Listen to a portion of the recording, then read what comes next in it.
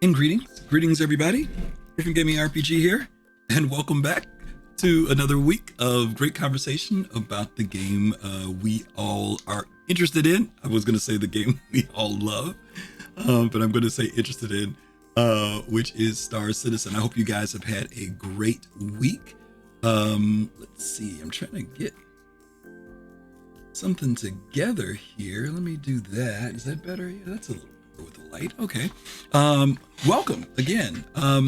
Again, my name is Griffin Gaming, and today is Thursday, the 17th. Today is one of my best friend's birthdays. My good friend Marion, who I've known for Jesus. I'm going to give away my age if I say this, but I want to wish her a happy birthday. Even though I know she's probably not watching this because she doesn't care about my gaming, but that's okay. But anyway, I hope you guys are having a great week. Today, we're going to be covering. Oh, let me say this before I get going. You may notice that the title of the show changed. The last week and the week before, this is our third week. I was titling the show "This Week in Star Citizen," and then it dawned on me that I was seriously stealing that title from RSI, from CIG, and so I decided to flip the script literally, as they did back in the day with Around the Verse. They went to reverse the verse, and so I went with Star Citizen this week. So that is now the name of my Thursday stream, is Star Citizen this week. So on this particular program, what we do is we talk about things that have been going on in the Star Citizen community. We will talk about some things maybe going on in the gaming industry that you might be interested in. And then if we have time, we do what I call Thursday Therapy, which is when folks can come in and talk and share with me their feelings about Star Citizen, its development, Squadron 42, pro, con, good, bad, beautiful, ugly, whatever it is you want to share. That's a time for you guys to do that. Hey, there's Montoya. Yeah, title theft. I know. I needed to change that. I don't know. It just struck me. I think when I was doing the graphics for it, I'm like, this is actually CIG's title. I better not do this. Not that they probably have a fit, but even so, I didn't want to do that. So anyway, I hope you guys are doing well. So let's jump into it, because time always seems to fly by. I tell myself 2 hours or less, and it turns into 2 hours or more. So I want to be able to be on time today. Already 11 minutes after the hour, and let's jump into what's going on. Going to the RSI website. Pardon me. I haven't been talking long enough. My voice I still have morning voice. What I do basically is kind of go from what CIG has on their website. That's usually the platform that I go with to start with. We talked a little bit about this last week about Ship Showdown. Just to glance over that, we're not going to spend a lot of time on it, because I think even though we're excited about what we see produced by the community, I think we're even more excited to get ready to vote. We got 4 days and 2 hours to go before that starts. When I come on next week, we will be getting to see basically how the voting's going in relation to some of the submissions. But we will take a look at a few of the items that are listed here. Let's see. I would be getting a phone call right now, which I'm going to say I'll call you back. We looked at a couple of items last week. We looked at Polakis. I remember this. He had all of the hexagonal paint jobs on several of the ships there. Smoke 042, that one is a new one. I hadn't seen this, but there's someone evidently who loves the 400i. And then, of course, all of us Origin fans, exploring the impossible in complete luxury. They decided to break out the executive edition. That actually looks pretty cool. I hadn't seen that. Let me see if I can get the details to come up. It's not coming up. Rats, come on. No details? You won't do details. Oh, there it goes. Okay. Let's see.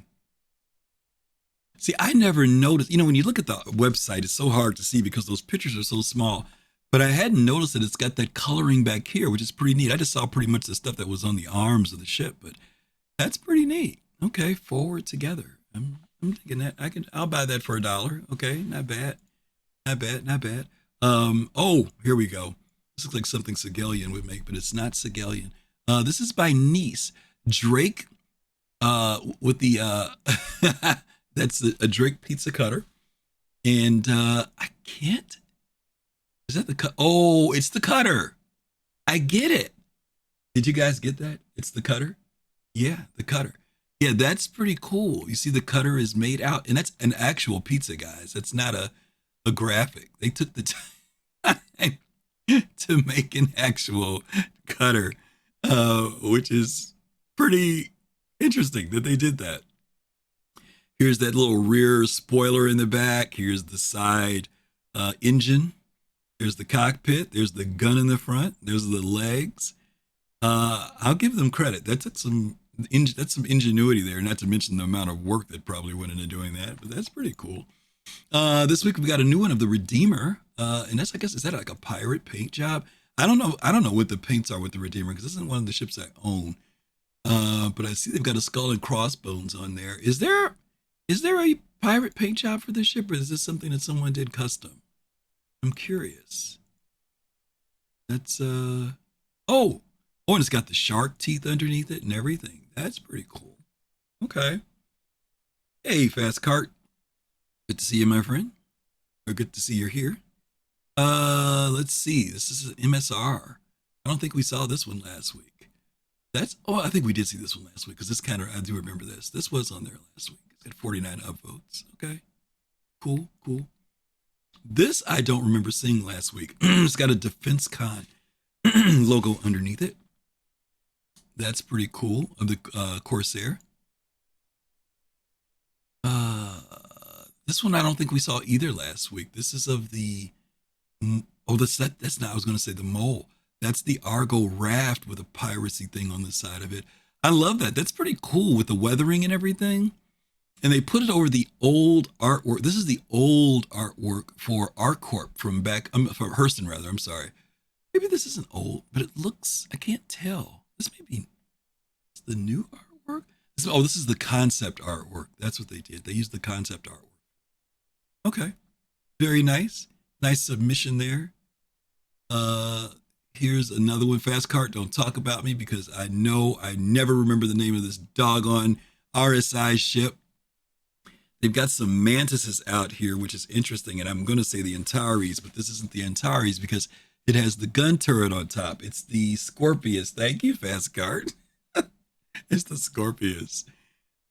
That's a nice piece of art there. Yeah, I like, don't get me wrong. It's cool when people take stuff that are screenshots from the game and include them, but man, people who actually spend time physically redrawing and rendering these ships with some form of art, that's no small task. This is pretty cool. Got the station in the background there that looks like that's Bajini. You can tell if that's Bajini or Tressler. But okay, very nice. Nice. Oh, this one here. The Carrack by Rough Riders. Rough Riders, the Carrack. That's pretty funny. Oh my God. Oh my God. Interesting concept. It's too bad they used a render though of the ship. I'm surprised they didn't do artwork, but that's still cool, right? People who love their Carrack and I guess worship their Carrack. I'm not worshiping any ships in the game, but that's okay. Let's see. We've got Hornets. The Charlotte Hornets. Okay, very cool. Very cool. All right. This one by Ricky G. Whoa, it's going too fast. Going too fast. Let's see what this is with the 890. Is that a? It looks like a piece of art. Yeah, it is. It's a picture. Excuse me. King Foda, thank you for that follow and welcome. Thank you so much for that. Is that an actual model? That's an actual model. Oh, wow. It's a 3D. When I looked at this one, I didn't think it was a 3D. I thought it was a photo. I was looking at the wrong edge on this thing. Yeah. They put in the work. Wow. Nice. Okay. Not bad, especially mirroring it against that. They just don't have the blue lighting, but that's okay. Not expecting all that. That's be a bit much to ask for lighting to be included. Okay, there's something here. I get it. Independence Day. What is the deal here? There's something around his neck. Oh, now that I like. That's pretty innovative. I like that. It's screenshot from there with the MSR in for Independence Day. Look at that. They did the work. Okay. Nice. I can't see what that is around his neck. Can't tell what that is. It's so small. That's pretty neat. Okay. Yeah, I like that one too, Fast Card. That's pretty cool. What we got here? Oh God, that people. I don't know what it is about that cutter. People seem to love the cutter. I mean, don't get me wrong. From a features standpoint, I get it. It's the one starter ship that's got everything. It's got the shoylet. It's got the gun racks. It's got storage. You can put a vehicle in it. Uh, it's got the shutters on the side. But I don't know. For some of us, it's still a pig with lipstick. But okay, I won't go there. I like this though. The whole little ship bounty thing. That's pretty cool. Got the rudder outside. Little. I don't know what that is. So it's not punk, steampunkish, but it's interesting. Pumice Bud, parody of the fifth element. Okay, I get it. I didn't read the bottom line there. Okay. Um, let's see what else here. We have another Corsair. I can't see what the deal is here though. Let's see. Oh, it's a video.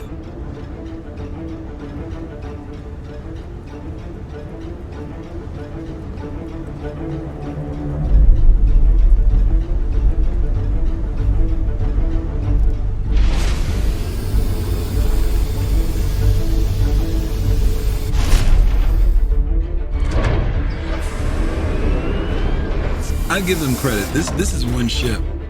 Their audio design on it is just ridiculous. I mean, you walk around here and your feet are clinking on the floor, and everything feels mechanical. You know, it's unlike other ships where there's a lot of electronic beeps and stuff. Everything on this ship feels mechanical. Oh, that's hilarious. Oh, look at that.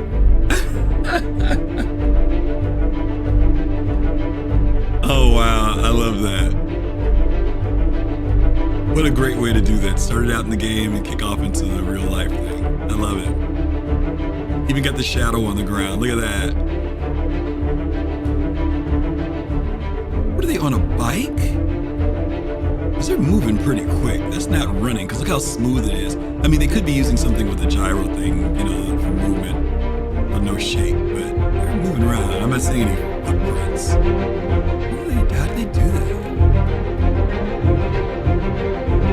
Oh God, that's hilarious. Okay, very cool. That was creative. I like I like that. I wasn't expecting that to come out of nowhere. Okay. Let's see. Did we see this last week? Smoke? I don't remember that one. Do you guys remember this from last week? I don't remember it. Pyro NDA. Oh, okay. I think we did see this last week. This looks a little familiar. Okay. Very cool. Get in the fight. What's this? Oh, an Avenger. It's interesting. Got it parked right up against the entrance there so they could load their ship pretty quickly. Okay. Nice different detail there of the Hornet. That's Fast Card's favorite there. It looks like the F7CM, full-blown high-end version of that ship. His favorite fighter, I should say. Get rid of a couple of these. I got a few too many sitting up here. They're starting to build up steam. Baba Yaga. Okay. Another 3D printed item there. Wow. Look at the painting on this. A lot of graffiti and stuff. That's pretty cool. Is that in a, oh, that's in a regular hangar. For a second there, I was going to ask, is that the old Selflin hangar? But I guess I'm having flashbacks. Ah, look at this one. Come on, come on, come on.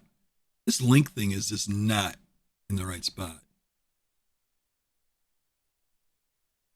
Redeemer. Those of you who love the Redeemer, there you go. Paul would appreciate that ship because he hates it. I think this CIG posted this one, the sushi. This was pretty funny. Uh, yeah, somebody put in a lot of work to do that as a piece of sushi. I think that's it's different. Froze, it's back. Yeah, whatever it wasn't me. Yeah, definitely looking forward to Ahsoka. We've been counting down. I've been posting little things on the forums and stuff that's right around the corner. So I am so much looking forward to seeing Ahsoka.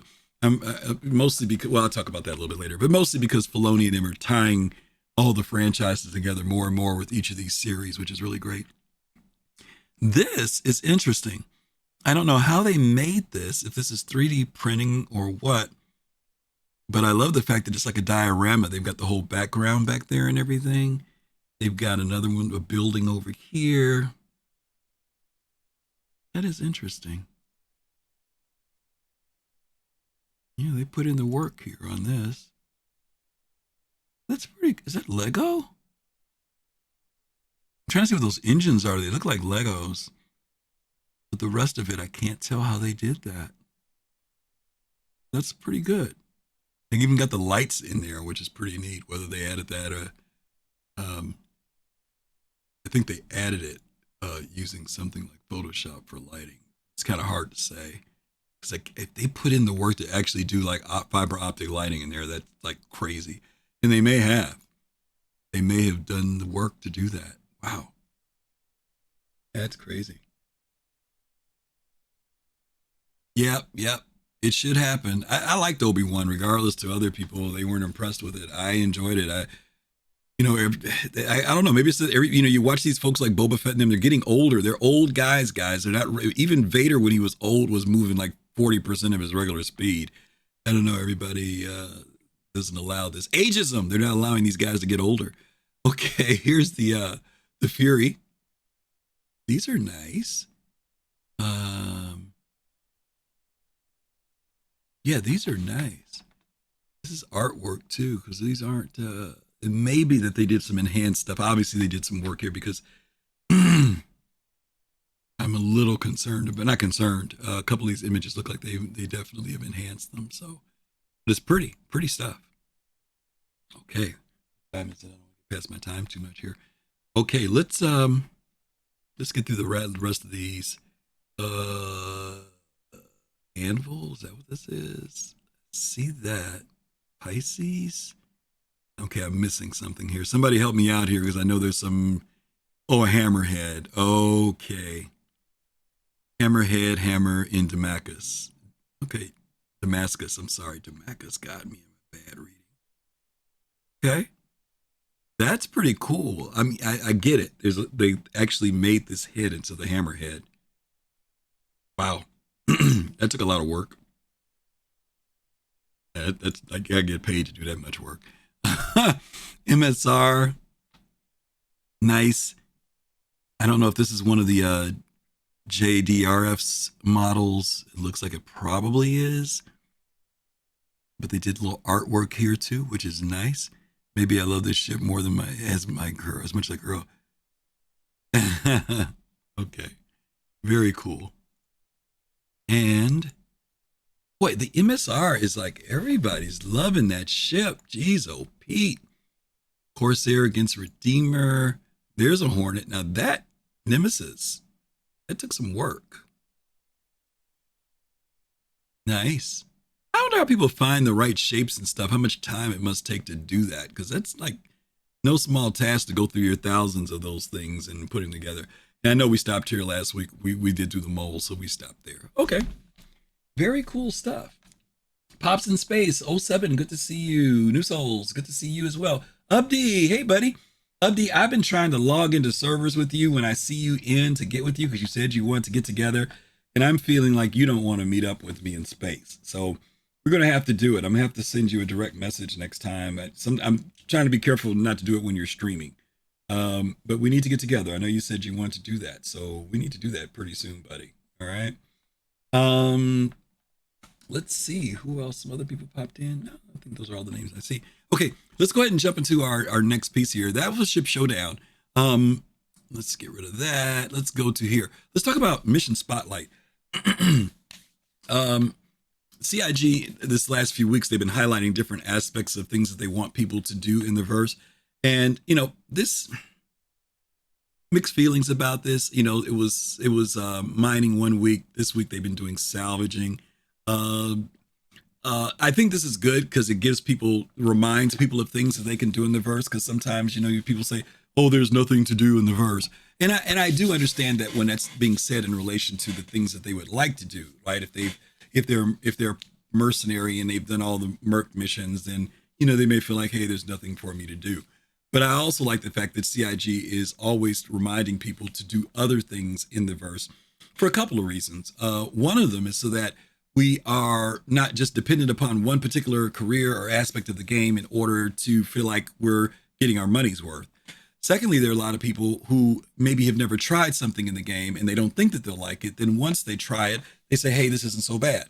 Um, I was an old Eve player. In Eve, I did salvage, I did mining, I did what was it, salvage, mining, and there was something else I did. I can't think of what it was, but anyway, speed up the clock.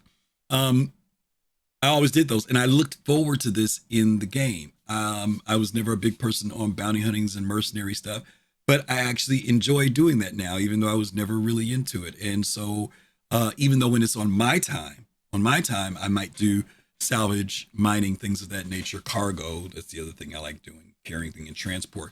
Um, the fact, though, that is that when other people are doing something like um, bunker missions or bounty huntings and things like that, I actually like joining up with other people to do that stuff, even though it's not the thing that I may want to jump into the game and do.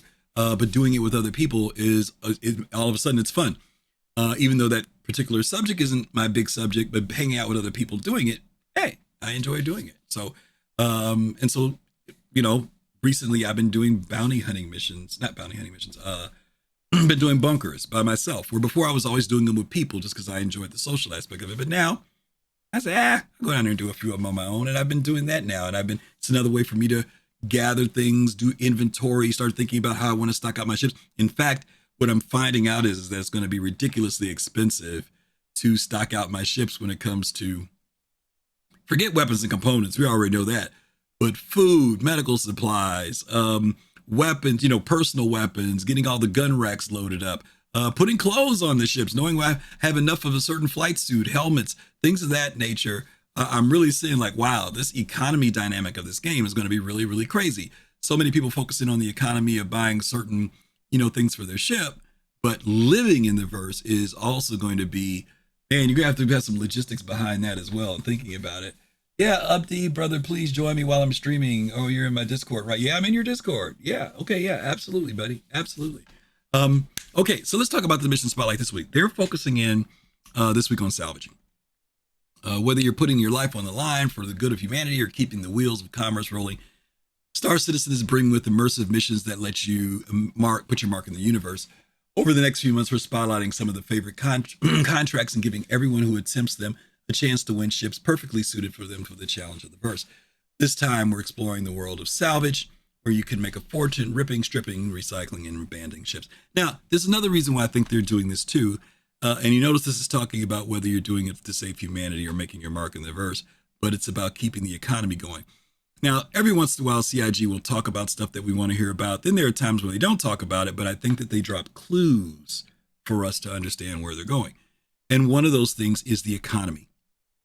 I've been hearing people say, oh, if they put the whole sea out, it's going to crash the economy. What are they going to do about the whole sea coming in the game? There's not enough, but yeah. And I'm sure CIG is very much aware of that. So that does mean that things have to change in the game. And the fact that they're introducing other careers that actually can have impact on economy demand that they do that. Now, to what level they do that, don't know, because we really haven't had economy come into the game. We've had it's almost like a tier half zero, right? The fact that we have AUEC, the fact that we can trade money between each other, the fact that we can earn money doing some things in the game. But that's like so base economy. It's not driving anything necessarily. And even that thing that does get driven is more because the players are driving it more than the universe is driving it. So, like right now, getting things like barrel gold, used to be astatine gas, things like that can be profitable. But even if you do it, there's no demand as much for those things that force us to really look at it from a purely economical, financial, a logistical side when we play the game. We just do it because we know we can do it. We have fun doing it, and that's about it. I think the fact that CIG is starting to highlight things like mining, like salvaging, it's not just to get us to go in and test for those mechanics and how they operate in the game, but I think it's also leading to the fact that we're going to start seeing economy start to come into the game. Now, why do I say that? Also because we know that we're getting ready to go into the cargo refactor 1.0, 2.0, whatever it is. We got the basics of cargo physicalization coming to the game. But now they're taking the next level of that, where now we're getting the cargo containers that go from 1 SCU and 2 SCU to now we're going to have the 8 SCU, 16 SCU, 32 SCU cargo containers coming into the game. That means a lot of cargo coming into the game. And it's one thing to say, yeah, I'm moving up just a bigger box of the smaller boxes. That's there. We need that to test it, make sure things work. The grids on the hull A, the hull C, the C2s, all that stuff. We want to make sure the mechanics and technical side work, but there needs to be a driver for that, something that's making us go out and do it. And so to me, that says that economy is going to take a boost in some form. Now, what does that mean? Will the TDDs now start actually giving out missions? Will you not only just go there to pay off a mission, but now will we actually go to TDDs? Now, there's always been this thing about the Mobi-Glass, right? The Mobi-Glass. This is my Apple Watch. It doesn't look like a Mobi-Glass, but the Fitbit looks like a Mobi-Glass. Right now, we get so much of our information through the Mobi-Glass, and it's convenient and it's cool, makes it easy. There is a part of me that wishes that there were certain missions that you had to go to the TDD for. Okay, and cargo, mining, stuff like that. To me, I want them to start making those be at the TDDs. One, it'll start creating the dynamic of having to go to the landing zones, right? Because right now, you go to the landing zone after, like we're looking at the salvaging right now. You do your salvaging and everything. You get your Vulture loaded, or you load up your cargo ships. You go to, that's when you finally go back to the landing zone, and that's when you also decide to say, okay, I'm going to trade this in to get paid. Okay. That's okay. Nothing wrong with that. But I really want the TDDs to stop being ghost towns. When I go into the TDD, very rarely is there anybody else there. There's some NPCs standing around having coffee, but in general, there aren't a lot of players in there, right? I think that, and listen, this puts the inconvenience on my end because I'm into mining and salvage and stuff.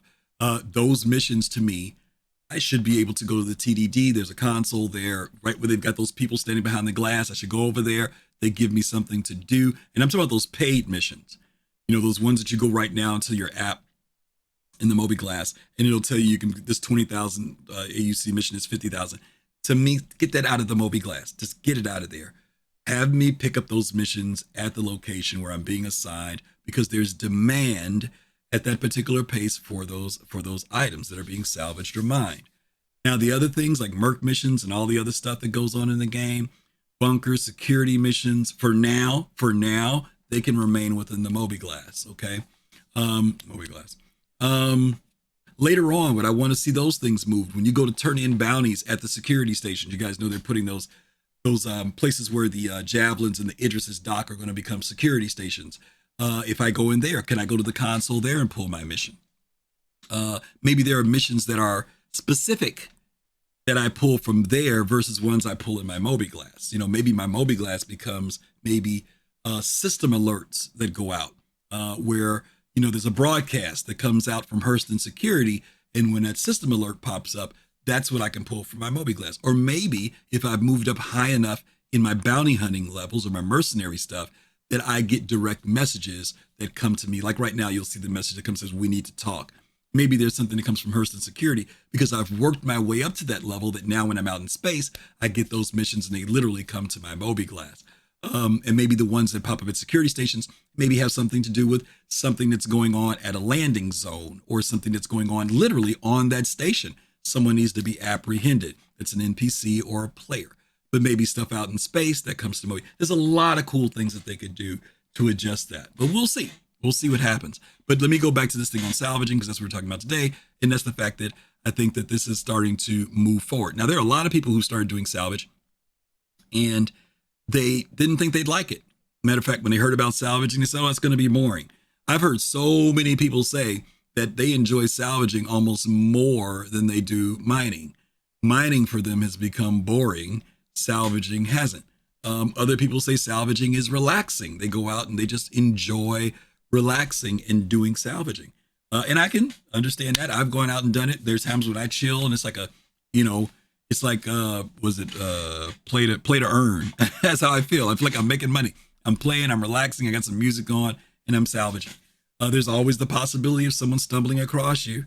But I'm digging salvaging. I'm digging it. Now, mining's not boring, by the way, because I enjoy mining. I go out and mine. I like doing that too. But the fact is that these industrial careers for many people they didn't think that they would be interested in, they've actually gotten excited about them. And this is one of them. Okay. Good points, Griff. Like your thoughts on missions. Thanks, Pops. I like my thoughts too. I don't know if anybody's going to pay attention to them, but we'll see. Right. All right. So I mentioned about the salvage contracts. You guys know now that before you just used to go out to the different near the land, what do you call those things? The L1s, the L2s used to go out there and you'd find wrecks and you could go salvage them. And you still can. They're not as easy to do now. But now you take contracts. You take a contract, they'll tell you, we need you to go salvage. And what's cool about the contracts is that you can pick what type of ship you want to salvage. So if you've got a Vulture and you say, I just want to salvage a, let me think of what's the ship that I know you can do in one round. A mole. You can do a mole and fill up probably the Vulture on a mole with no problem. You can max out the Vulture with the mole. And you'll get the majority of the reclaimed material from that when you do it. And that may cost you $20,000 to get it. But you end up making if you fill it up, you'll make like 170, a little over 170,000. Okay. So you walk away making 150. If you take a larger mission, like a, what's the big ship? The Hammerhead. That may take you 2, maybe even 3 runs to clean that ship off completely. It'll cost you 50,000, but you'll end up making like 220, 230,000, maybe a little bit more than that, 230, somewhere between 230 and 250, almost $250,000. Maybe it's around $250,000. I think it was around $250,000. So you'll make a lot, but at 50, so you make 200,000, even though you had to spend 50,000 for that mission. Now you're paying for the security aspect of it because when you go out there, it's an assigned mission. Nobody messes with you. You go out and do it. You make your money. But there are other missions that you can take that are riskier, where you make more profit, but the risk level goes higher. There's also some of the missions that you do where there may be also some cargo on those ships that you can loot as well. And if you get the right amount of cargo, the right type of cargo, you can walk away with 100,000, 120,000 just from the cargo alone. So that's pretty neat. Okay. Anyway, there's the screen there that shows you how you just select salvage, and they have different missions in your area. You guys already know about the stripping. That's been in the game for a little while now.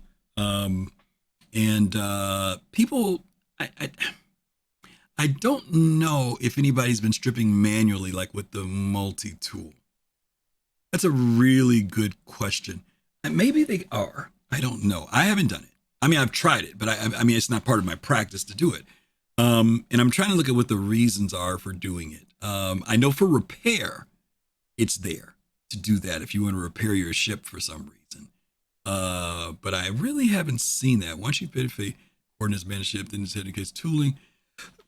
Excuse me. Yeah, I don't know. If anybody's doing that in chat, let me know if you guys have been doing it that way. Tips and tricks. The ships you're tasked to salvage aren't always empty shells. Don't forget to check the interiors, cargo holds, for valuables left behind that might stumble across them. And you can find weapons. I forgot about that. Weapons too. You can also find those as well. Raga. I hope that's Raga. Thank you for that follow. Good to see you. Thank you for stopping in and hanging out. Let's see. Sometimes you pull up on a slightly more intact ship, Provided that you have space, you can use your multi-tools tractor beam to remove functional components. Now, I've tried that, and I have not been able to pull components. Maybe I'm doing it wrong. I can't figure out what the deal is with that. It's in here. I'm going to go back and try again. But all the components I tried to yank out of stuff, they weren't doing anything. And I know I went up and unlocked them. So maybe I did something wrong, or maybe I thought I unlocked them. I don't know, but I'll have to look into that and see. Select your salvager. There are 2 salvagers in the game right now: the Reclaimer, the big daddy or big mama of all salvaging, and the Vulture.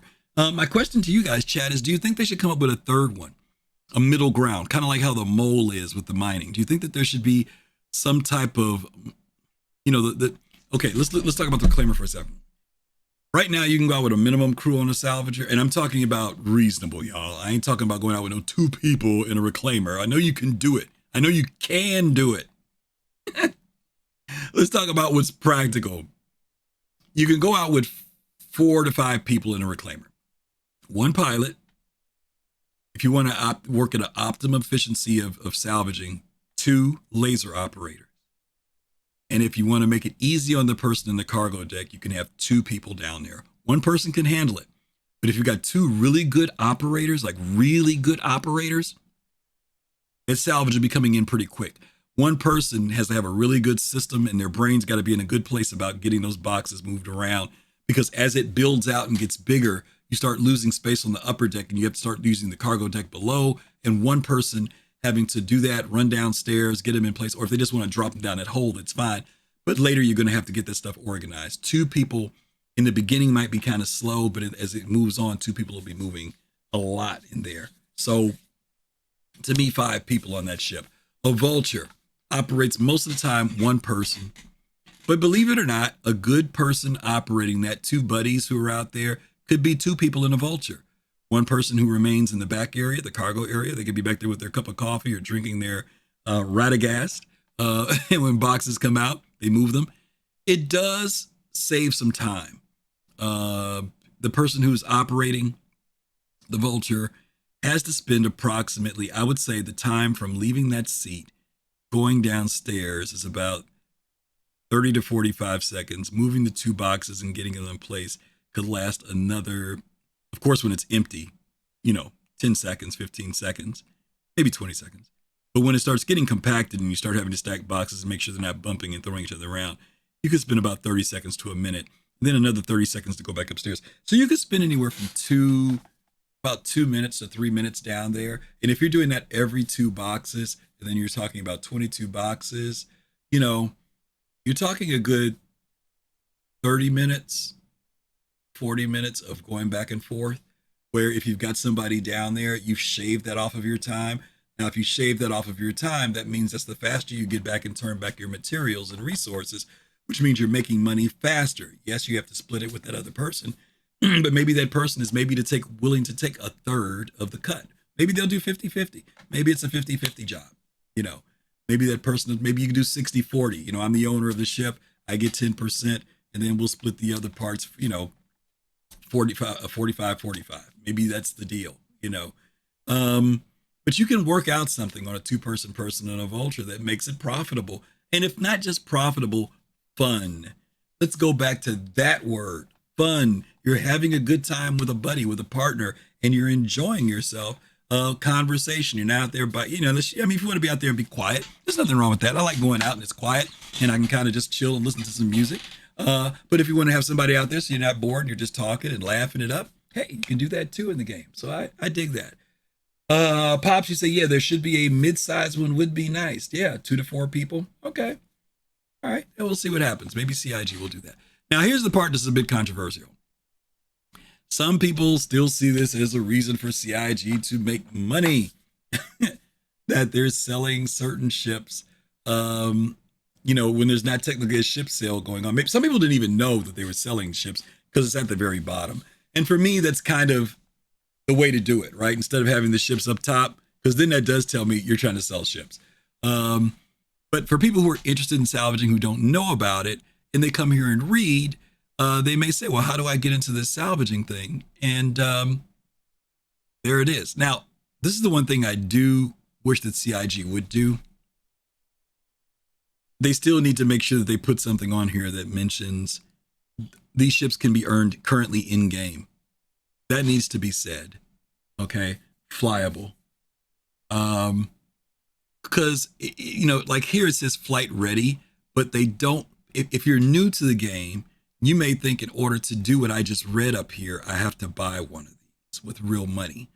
And the reality of it is that you can do that, right? But the other side of the coin is you also need to make sure that people know that you can also get these ships in game. You can earn them in game. But if you don't want to wait, you can purchase it now, right? Now that's fair. That's fair because there will be some people who either they don't want to do the grind, they want to support the project, or they just got the money and that's it. They don't care either way. It's like, hey, I want that. I see it. It looks cool. I'm buying it. But for those people who don't want to spend $400 for a reclaimer, so they can earn it in game, is something else that they can do. So these ships that are here make sense. There are some other ships that could be used as alternates, but the reclaimer obviously for salvaging, the vulture obviously for salvaging, the caterpillar, yeah, for big scale salvaging. If you're going big, yeah, but at the same time, in the max, yeah, but we're going on the larger end of both of those category ships. Well, thank God they didn't put a C2 up there, right? But they went in the middle with a cat. They went a little large on the max. But they could have put a whole A out here as far as I'm concerned. From as small as this to as big as that, they could have done that. Or they could have showed all the varieties of ships that were out here that you can use for cargo. But anyway, that's that. So mission spotlight this week, as I mentioned here, is salvaging. Okay. Let's move on. Let's move on to our next thing here. Let's see. The beatings will continue until the fun resumes. I think the web page should be laid out by job class. That's a great idea, Pops. The careers, right? If they drop them in by careers and manufacturers, if you're looking for ships, careers could say, if you're interested in going to this, here are our suggested ships, right? That would be cool. Now, some people are going to say, well, I can use whatever I want to use for whatever, and that's fine. That's an understood thing, But yeah, these would be suggested ships if you're going to go into these careers. That would be kind of cool. All right, let's move on. I want to go to watch last week's Inside Star Citizen, the VFX, and I want to talk about it a little bit as we go through it. The reason why I want to talk about this is because VFX kind of gets, man, I feel two ways about the VFX stuff. First of all, I love this episode. I thought it was great. And some people say, well, Star Citizen is all flash and graphics and all this other stuff, and it looks beautiful. It's a screenshot, simulator, blah, blah, blah, blah, which much of that is true. But a lot of times it gets ragged on. People will talk about it. Some people say that the visual effects in here don't look up to date, that they look old. The graphics of the game look old. I've told the story before in the past that when I did my last upgrade on my computer 2 years ago, I had saved my position on the Reclaimer, the Aegis Reclaimer. I logged out in the bed, and I just did it because I just did it. I wasn't thinking, and then all of a sudden I said, "Oh, I got all my parts came in. Let me go and build my rig." So I built my rig, and I went from a AMD. I can't even remember what the code was, a 3400, something like that. It was a 5-year-old CPU, 6-year-old CPU. I went from that in a 1070, NVIDIA 1070, to a Ryzen 3950X and a NVIDIA 2080 Super. And when I logged into the game, I said, oh, shoot, I was trying to figure out where I was. I'm like, oh, I was in the Reclaimer, I forgot. But when I got up and walked around, all of a sudden I saw all this stuff that I had never seen before. I started seeing all of these particle effects, atmospheric effects, steam, things like that. Certain things were much crisper, clearer. And I remember saying to myself, I've been playing this game all this time and have backed with all this money, time and support, but I wasn't seeing the fruit of my investment. I wasn't seeing all of the hard work and detail that had been placed into the game, because when I was running it before, I had to run it at a certain level to get good performance. I was getting decent performance. Oh, I also went from 32 meg of RAM to 64 meg of RAM. That's another thing. But it was amazing. It was like a light switch went off, and I all of a sudden the lighting effects and things just were way more vibrant and way more in my face. And I was like, wow, I didn't know that this was all in the game. Now, I'm not telling people to go out and go get their super rig so they can see every aspect of the visual effects in this game. But what I am saying is this, that there's a lot there if you're running on a moderate to low end game. You're not seeing it all. That's all I can tell you. If you are seeing it all, you're not getting the performance. You're not running at a decent frame rate. And if you're running at a very good frame rate and you've got a low end game, rig or moderate game, you're probably seeing 70%, maybe 80% of what's out there. But to me, there was way more. So anyway, I'm going to go ahead and jump into this a little bit. Space Clown, you said same thing. Yeah, when you got your 3080 Ti. Yeah, it was pretty amazing. And again, I felt a little frustrated. I was like, dag, I didn't know all this was in here, you know. So I want to go over this video a little bit because because the other thing too, it's very easy to take for granted what we see every day, what we've gotten used to seeing every day with this game. Some of us have been around a long time. Pardon me for the running water noise, guys. Some of us have been around for a very, very long time with this game. We've watched the evolution from when we were loading this game on HDDs, right? Hard drives, when SSDs weren't a thing. And some of us remember when we first left Port Olisar and flew through the system, right? Well, let me go back further. Some of us remember when we got Port Olisar, when there was no Port Olisar. But I also remember the Port O was amazing, right? When you first go there, you look up and you see the what do you call those things? I don't know what you call the rings. The rings are spinning and you go out and Crusader's out there. And even though at that time Crusader was not physicalized in the game, it was just a backdrop that was there. It was still amazing. It still was mind-blowing to see that. But the time I remember the most that stuck with me out of anything in this game was when we got the moons around Crusader. And I went to Daymar. That was the first moon I went to. I actually have pictures of this still. I think I even have video of it. And if I could find it, I'll show it to you.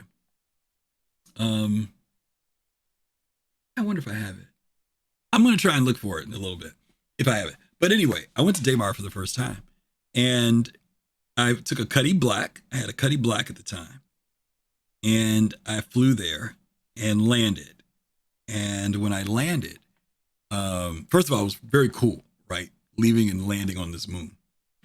But then I got out and walked around. When I got out and walked around, show us the vid. Okay, Updi, I'll see if I have it. When I got out and walked around, I want to say I was moving at 5 frames a second, maybe 4 frames a second. It was like walking across the moon. And you're running, right? You try to run because you weren't walking, because we didn't have walking back then. It was all running. And so I'm and I'm running across, and I'm like, oh, this is amazing. And I'm seeing Crusader out there in the background. And you remember those, like, the beat up cantaloupe, right? Those plants that are on the ground that look like a cantaloupe inside that are spiky. That looks so cool. I mean, I went over to it and looked at it, and I'm like, oh, look at this thing. Is this something you can eat? Is it like a Venus flytrap? What is this thing, right? I was so amazed.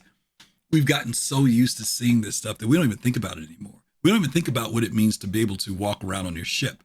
We don't think about what it means to be able to get out of your ship and walk on a planet. Some of you guys were around back in the days when you used to load a vehicle into your ship. Remember when you used to put your yellow jacket or your dragonfly into the back of your ship and that thing would and blow up? Or when you would put a tumbril in the back, the thing would be rocking around and jumping, and you try to get it to sit still, and even if you shut it off, it would start wobbling around, right? You remember that? All that stuff we've completely, most of us, have forgotten about. And there's another generation of people who never experienced it. They never saw it. So for them, they're seeing the game in its current state, and they think the game is funky now. Oh, trust me, this ain't funky. Go back to those times. It was really bad. Okay. So what I liked about watching this was that it showed us, they took a moment to take a look at those things that we run past, fly past whenever we're in the universe. And sometimes we don't think about them. And there's a pro and con to that. The good side about it is that when we don't think about them, it's because we're immersed and it becomes natural. It's the thing that we expect. It's the thing that we see. If you go to Crusader and you go to the shipyard and you see sparks flying off of the ship and you see the crane operating, you don't ooh and ah over that because that's what you expect to see. It's the Crusader shipyard. And it looks cool, but you keep going and go buy your stuff and you leave, right? I mean, you get used to that. And the fact that they've done that in the game is great, because there was a time when they were doing that, and it was glitching and messed up, that we were shooting video of it and talking about it and complaining about it. Now it becomes a part of second nature to us. But the bad side of that is what Fastcart said, is that we've gotten a little spoiled and we take it for granted. All that hard work and labor took time to get to. It took time to refine, make better, to get to a place where when we see it, we subconsciously expect it, but we don't have to consciously acknowledge it, which is a great feat as far as I'm concerned. So me being a big effects guy, because I love special effects in films and visual effects and audio effects, this episode to me was really, really a cool thing to watch. So I'm going to quit talking. I know you said I should look up that video. So the problem is it's on my main computer where I'm showing it, so I have to reveal everything. So I don't know if I'll be able to show you the video of me and Damar, but let's look at this video. It's about 15 minutes long. I'm going to stop a couple times and we'll talk about it. And you know what I'm going to do too, by the way, you guys know that on my shows, I open up my streams so that you guys can come in and talk to me. If there's something you want to say about something in this video, you're welcome to jump into the link that's on my page. It'll take you to the Discord channel. I have a guest queue, and yeah, we'll talk about something. If I see somebody in there, I'll come in and talk to you about it, okay? But let me start the video. Hi, welcome to CIG Cribs. I'm Max Snowden, and this is where the magic happens.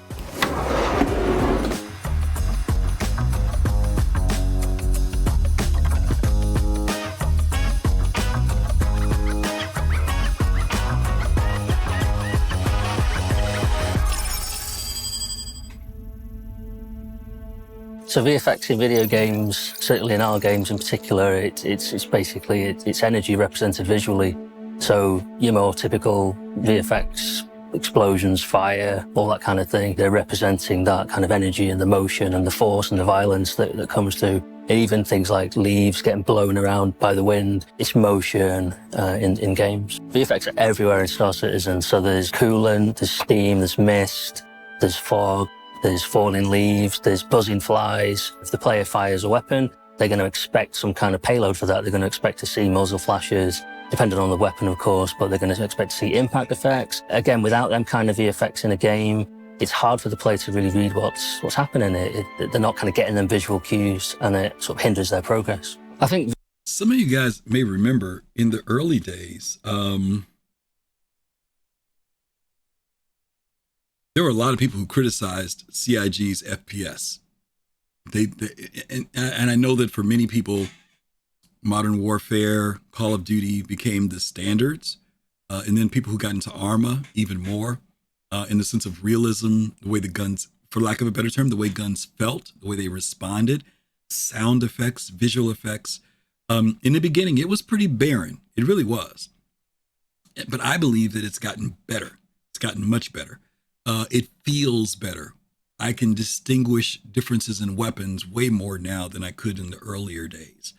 There's some weapons I've never used before because there are just so many of them. I mean, it just recently, as some of you guys know, I'm a loot goblin. I'll go in and do a bunker and I'll take everything weapon-wise with me when I leave. And it's because I've been stocking my ships that way versus using money. And you can spend a lot of time in the game when you do that, right? But what's been interesting is that I've been grabbing, like, I don't grab all the weapons. I'm not a big shotgun fan. I only grab like the R97 and the Devastator. That's it. I don't grab anything else.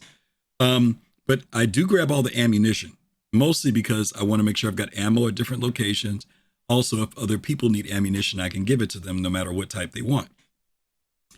But what's interesting is that once I did that, you know, when you go into your inventory slot and you select ammo, there's all this ammunition in there. And I was like, there's got to be like freaking 35, 40 different types of ammunition in this game.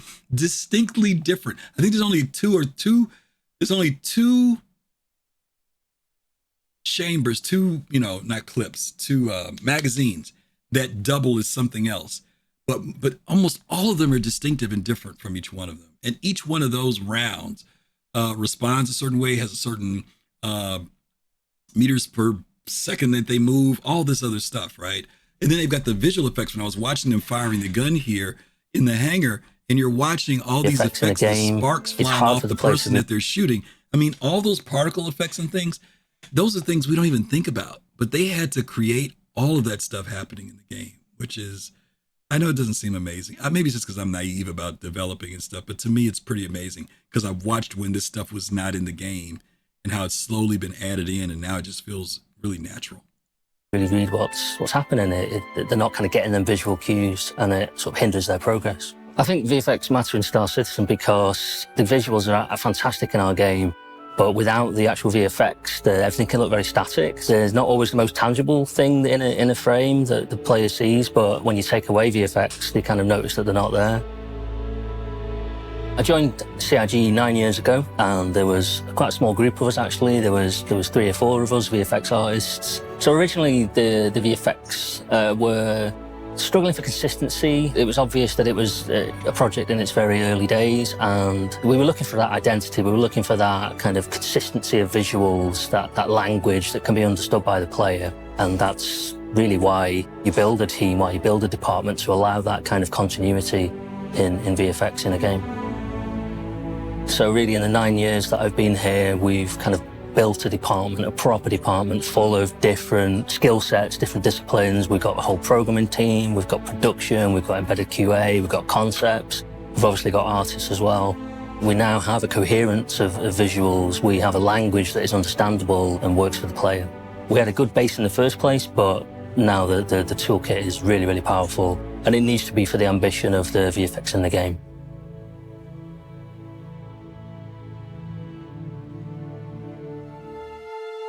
So the VFX team is basically a microcosm of game development. The team is currently 21 people. We also have a core team within that, being the programmers, the production side of it, the concept inside of it, and the QA side of it as well. And we need that because we're serving other departments. We're serving art, we're also serving design. And we need to have that kind of skill set within the team to be able to do all the things that are requested of us. I'm Leo van Stinkesse. I'm a principal VFX programmer. I do 2 things. I manage a small team, 3-4 people of VFX programmers, and I kind of handle the different projects that we have as a team that gets done. And then the second part is I do some programming myself as well. So I intentionally kept the team pretty small so that I have some time to program myself as well. My name is Francesco. I am a VFX programmer. We have a team of 4 VFX programmers, and the one that manages me is Leo. I program specific graphics features and tools and other stuff related to VFX, specifically mainly for artists to be able to do work with and create really nice visuals from. My name is Alexander. I'm on the VFX team as a tools programmer.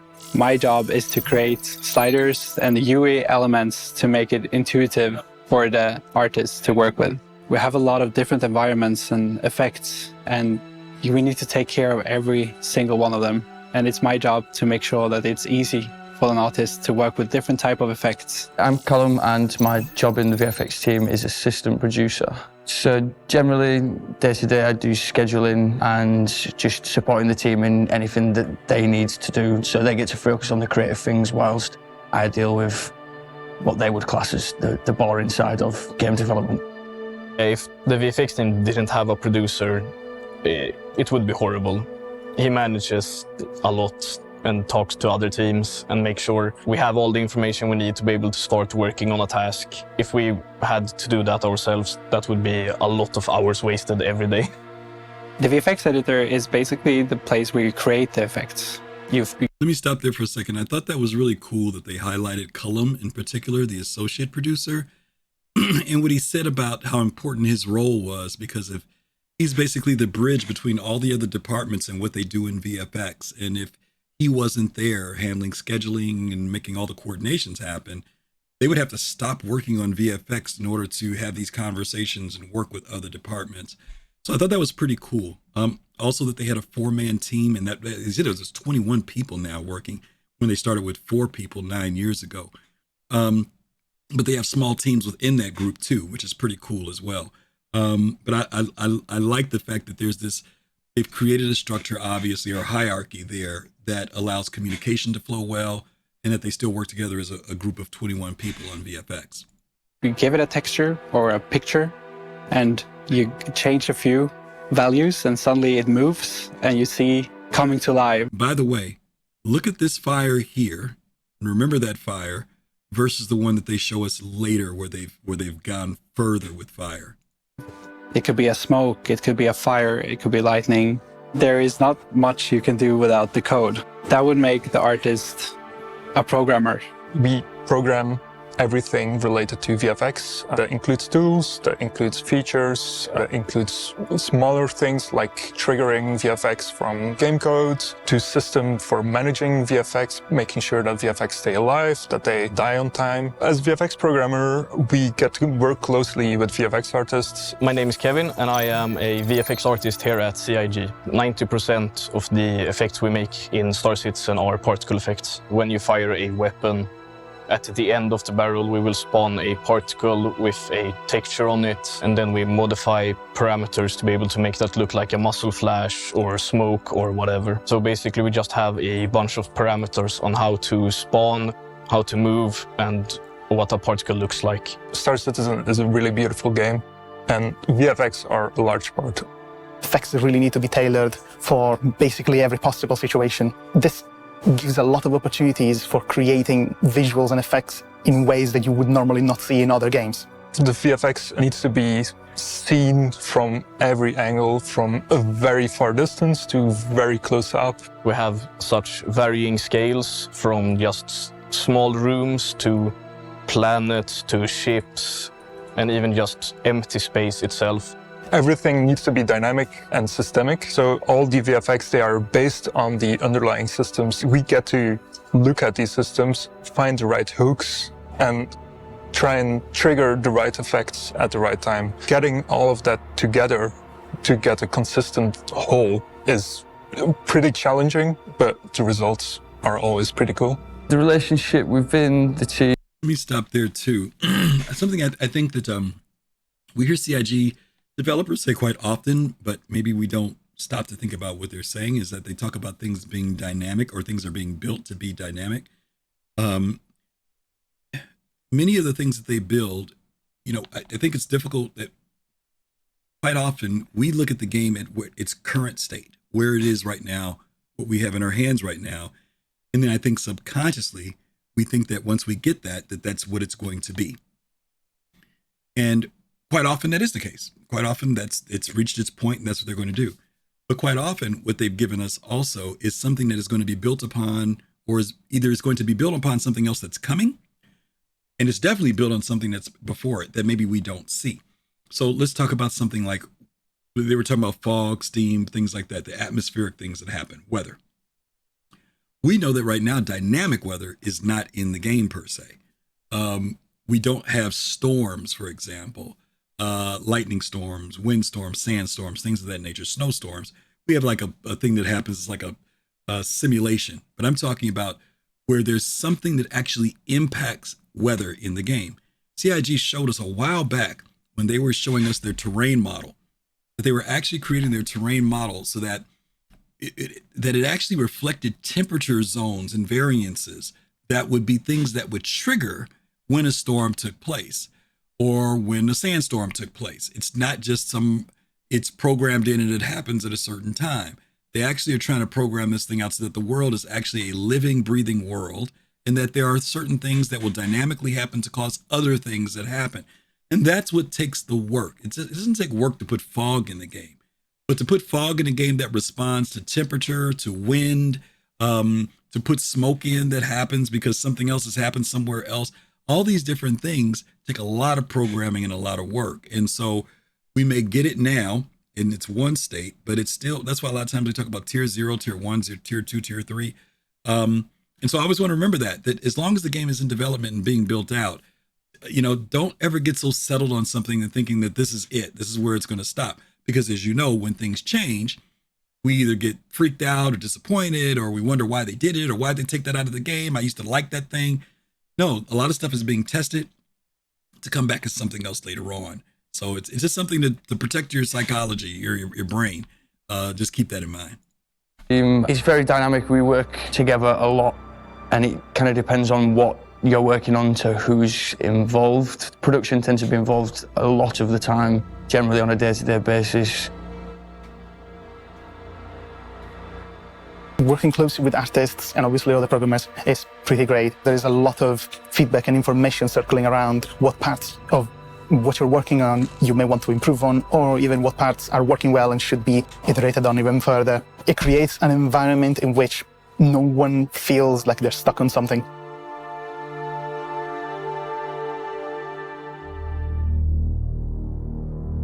So the VFX team, we're basically a support team for everyone else. We create effects for the vehicle team. We create effects for the locations teams, including planets. Any location you can think of, we're going to be adding effects to them in some form or other. And gameplay as well. Obviously, all of these things are design-driven, so we need to create effects that help designers provide that feedback to the player. We won't always be working on the effects at the exact same time. We don't really come in towards the end, because we don't want to work on something that's going to get changed eventually. So once a ship has been approved, that's when the VFX team starts to work on it. Mostly people don't notice VFX. I think subconsciously they do. They look at a ship and they see a cool thruster, or when it dies, a cool explosion or whatever.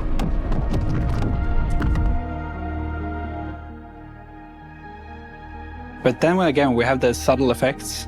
You don't notice it, and the less you notice it, the better it is. It just plays in with the whole environment. We provide a supporting role, and we contribute to making the game as good as we can.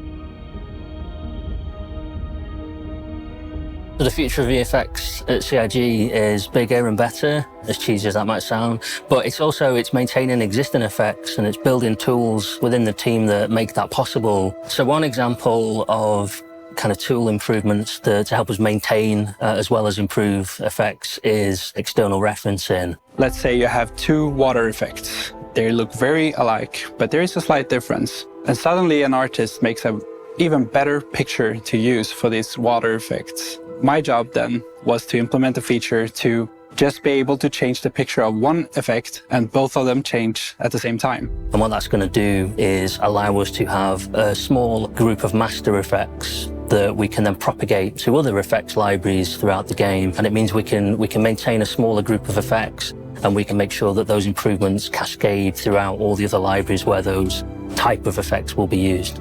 Being able to have the same effect looking a bit different over two projects saves time for the artists, and it's easier for them to keep track of everything and upgrade the visual of an effect. So that's going to streamline the process, absolutely. It's going to make it easier to keep a high quality, to keep updating and improving the high quality through the years as well. So currently I'm working on light. Let me stop there for a second.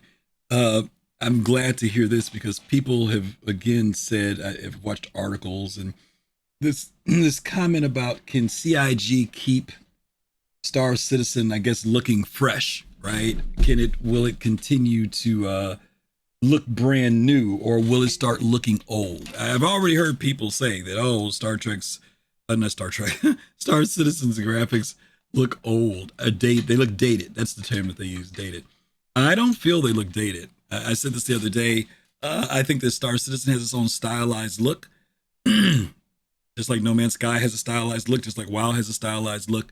And you either step into that look and enjoy it, or you don't. You know, the hyper-realistic thing of Unreal Engine is not what Star Citizen is, even though I think that they do a pretty darn good job with what they do, especially when it comes down to their character stuff. We've watched that evolve over the years as well. Will it get better? Probably, because as he just mentioned, they will continually do updates and upgrades, because I think it's important for them to keep the game looking fresh. Now, it doesn't mean that it's going to be like a jump from like an Unreal 4 to Unreal 5 type of thing. That takes a lot. I don't think that's what's going to happen, but I think that they will always be able to sharpen and make things be better visually in the game. Thing within gas clouds, we already have some lightning system in place, but now we're adapting it to be possible to strike from within gas clouds. This will give some extra gameplay opportunities for designers and environment artists to dynamically spawn lightning and Braga, hit you're ships, right. hit players, and make gas clouds more dangerous, I guess. I think the lightning is cool, but I really like the new fire. So something that we're really proud of and that we've been working on for a long time is fire propagation, so fire hazards, and that's being handled by our VFX programmers. The fire hazard system has already existed for a while, but it was never fully finalized on the visual side. So I'm currently implementing all of the necessary backend features to get fire looking as good as possible. As part of the fire visuals, I am working on a more specialized way of spawning particles for fire, which creates a more interesting dynamic. Now that's interesting because it's showing you how it propagates, and you know they're going to bring in heat, a whole lot of other factors. This is scary stuff, guys. I mean, this is not, you know, the fire that we were looking at earlier. This is like when you're in an intense flame, and if you've ever seen any type of fire, like when people, like firemen, when they go into a room, it's not those flames that are coming off the ground. When a room gets consumed, it's everything. It's the walls, it's the ceiling, it's the floor. Everything's lit up. That's a dangerous freaking space to be in. If that happens in your ship, that right there, if you had to run out of this room right now, your elements are, unless you've got on some type of fire retardant material, the possibilities that you're going to make it out the door is right over here. I don't know if you guys can see my mouth. Yeah, that's where the door is. There's no freaking way you're going to make it out of here without taking some damage, man. That's like terrible. So, you know, this isn't like the typical games where you got fire on the floor and you just have to run between the flames. And that's not going to be what happens with this. Not at all. Abdi, thank you for that sub. Thank you so much. Appreciate that, my friend. All right, let's take a look here and see what else they got to say. You take your chances with the vacuum of space. Yeah, I mean, basically, you might as well just conk yourself in the head and die and don't even worry about burning up, right? Dynamic way in which fire propagates and the way things start to look charred after fire has been there for a while. That's been kind of a long process, and it's still ongoing. Look at the ceiling in that shot there. That's the way fire, it crawls across. Man, this will be scary. I'm telling you. You got to have good engineer. Man, there's so much tied into this now when you start thinking about what it's going to take to run a ship. And if there's damage where you get a fire that starts, a component blows up or something like that, no joke. It's going to be bad. Yeah. Oh yeah. No. You're absolutely right, Kai. Remember from Apollo, right? That was the big failure. They used a completely O2 rich atmosphere and it just whoosh. This isn't burning up because of that. It's burning up because of the materials, right? So that's something to be thinking about. The materials catch fire, but yeah, you don't want to be in no pure O2 scenario. That's for sure. Been kind of a long process, and it's still ongoing. It's very, very complicated, and it's very ambitious. But that's messed up there too. Now, are they saying that you could have something like this happen, where like your microwave in your kitchen catches fire? You left something running too long. Getting to a point now where I don't know. You know, it's so difficult because you don't want to do too much theory crafting with this stuff because CIG is just demonstrating stuff. But they also tell us that if they show us this stuff, that means they're working on it or they're thinking about it. Now, whether it comes in the game or not is another story. But could you imagine if you decided to do that and the microwave fritzed out on you and caught fire and somebody like left the kitchen and didn't pay attention? That would be really funky. That's the crew eating your cold food, yeah. I'm really, really happy with where it's going. The fire hazard system itself is obviously gameplay critical. Look at how it looked after the fire. Your repair bill would be a monster. I can't tell which ship that is, but that's Jesus, that's crazy. The visuals obviously help to communicate where fire is present, how strongly it's there, and to give a real Now watch this scene here. This was impressive. You'll watch that fire creep from the right to the left. And look how quickly it happens. Now, it doesn't mean this is what it's going to finally be because they're testing it. But could you imagine if this is the rate of speed that this fire starts to move, and you've got to try to figure out where to fire a fire extinguisher, get help. God forbid it. This is a reclaimer. If you're on the left side of this flame, there are escape tubes back there, but the captain and them are all on the right side of this flame. So you're separated from the forward part of the crew. sense of danger for the room you're in. Look at the fire actual moving. damage that the fire is causing on rooms is communicated through these visuals. That's crazy. One of the best things about working on VFX for Star Citizen is being able to see your work enter the game so quickly because we update the game so often. So being able to see your work in players' hands is always exciting. You release a feature, some new VFX that are part of one of the releases, and you see players actually use your system and kind of push it to the limit. And it's always great to see. Working on Star Citizen in particular is especially good because Star Citizen is a really good looking game. Working generally in graphics and VFX, I think personally is one of the more satisfying sort of disciplines when it comes to programming. VFX is one of the big puzzle pieces to making the environment feel rich and full. I feel like that's one of the biggest gains of VFX, is making the game look beautiful.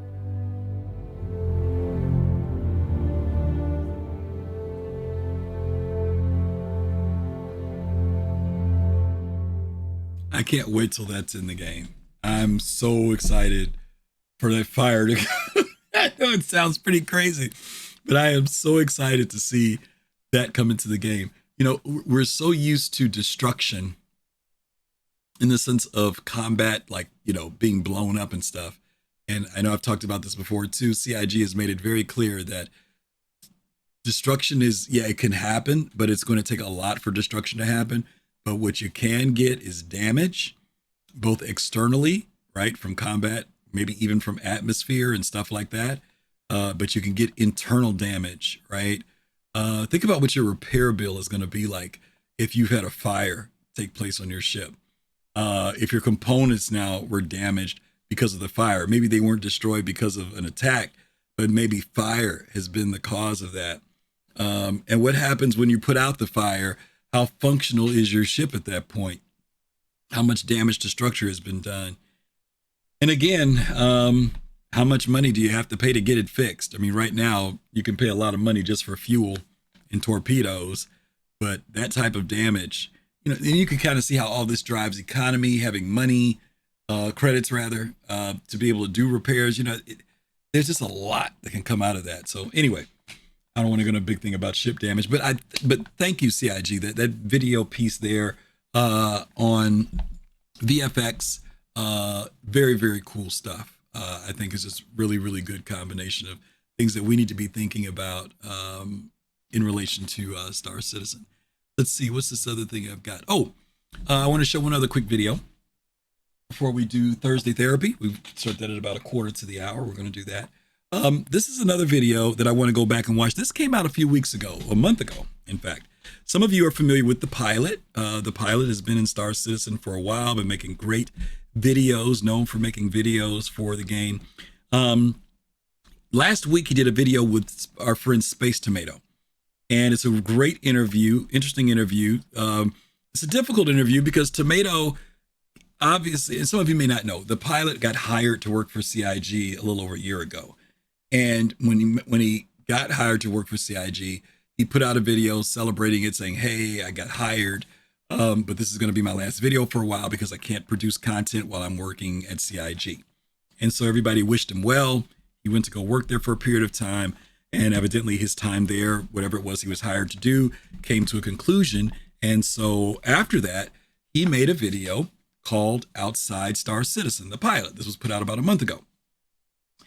And the cool thing about this video is he does talk a little bit about his feelings about working at CIG and what he saw there. Of course, he's under NDA. There's some things he can't say, but I do think he says some very important things in this video that will be reassuring to you as a backer for Star Citizen. Some of you may say, he ain't said nothing, but I think he drops enough tidbits here where he doesn't violate his NDA and at the same time gives us some ideas about what it's like to be at CIG and the people that work there.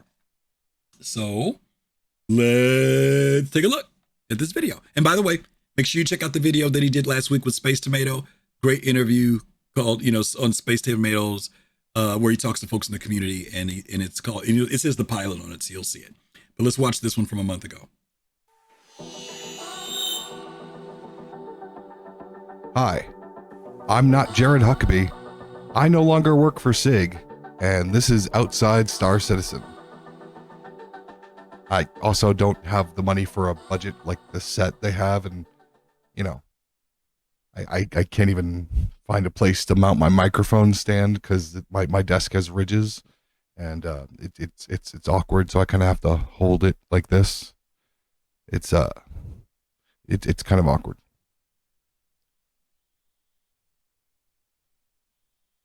But I can start making videos again. And that means we get to have a little fun. As long as I don't talk about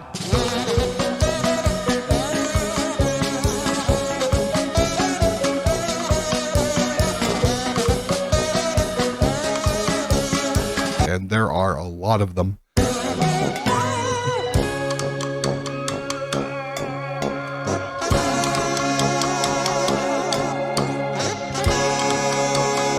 Texas in general.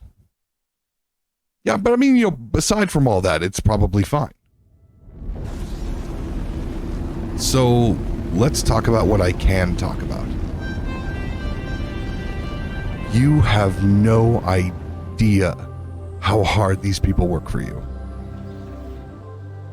The amount of things that they fix, the people that they help, the passion they have for this game every single day. There is so much going on right now that you don't even get to see.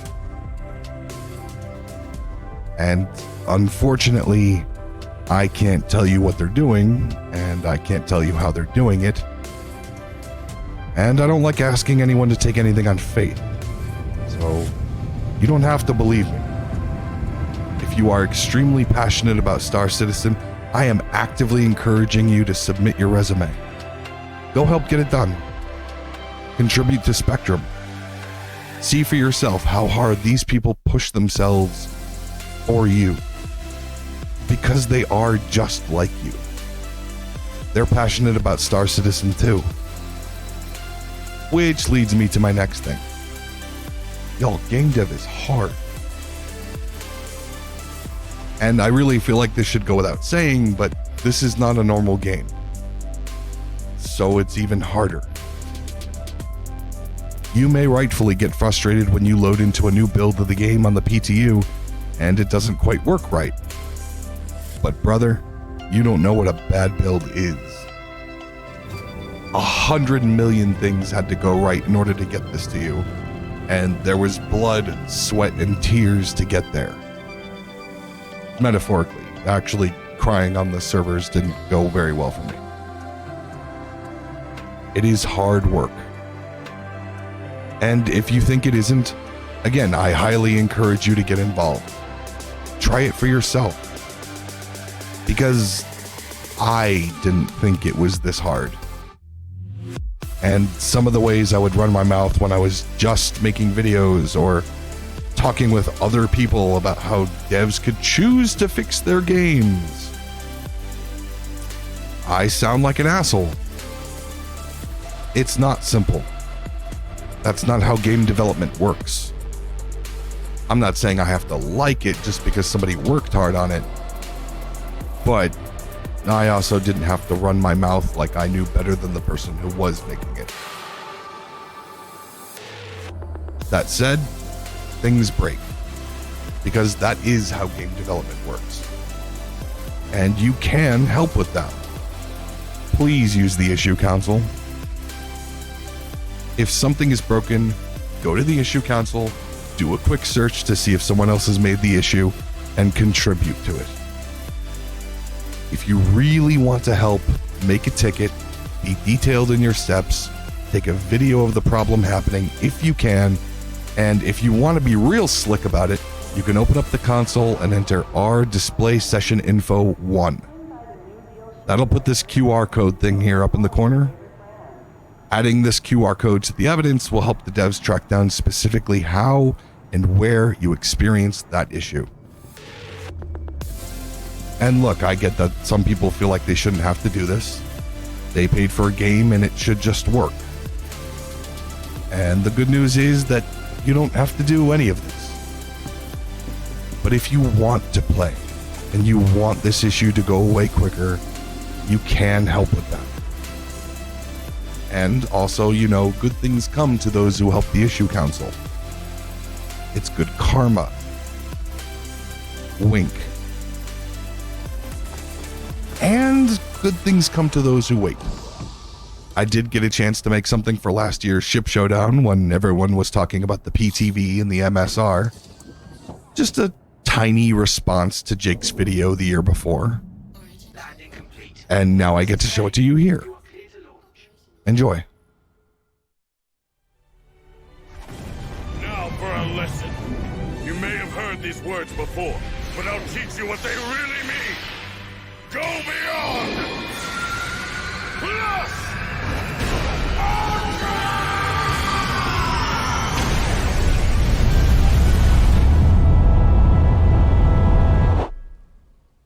Come now. You really think you're the only one who can play this game? Trap arm. Target weakness. Follow with Haymaker. Ah, there we find the ship champion of Reddit. Competent, but predictable. Now, allow me to reply. Arsenal running dry. Adjust strategy.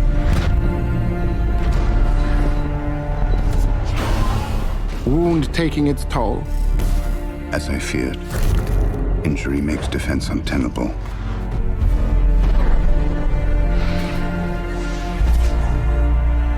Prognosis increasingly negative.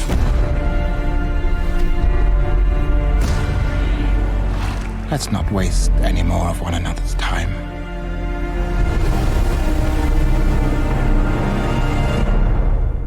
We both know how this ends.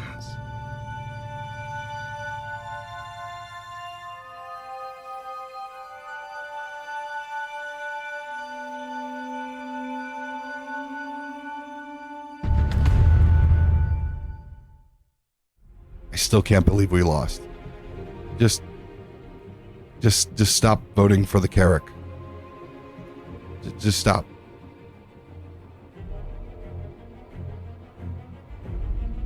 One last thing. I want to thank some of you for thinking I was talented enough to make any one of these videos. But that was not my department. I never touched a single one. The credit for these amazing cinematics goes to people like Will and Alex and a bunch of other people. You can see some of them at the bottom of the screen at the end of each ISC. Make an impact. Those guys are awesome. And they deserve all the love for the work they do. I'm also incredibly jealous of their talent.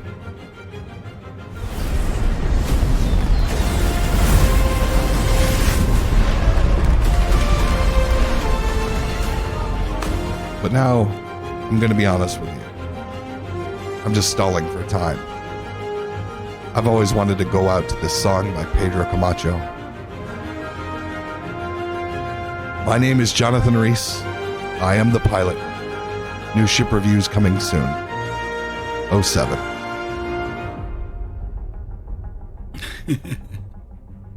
I thought that was pretty cool that he closed out like that. So much gray hair. Look at that.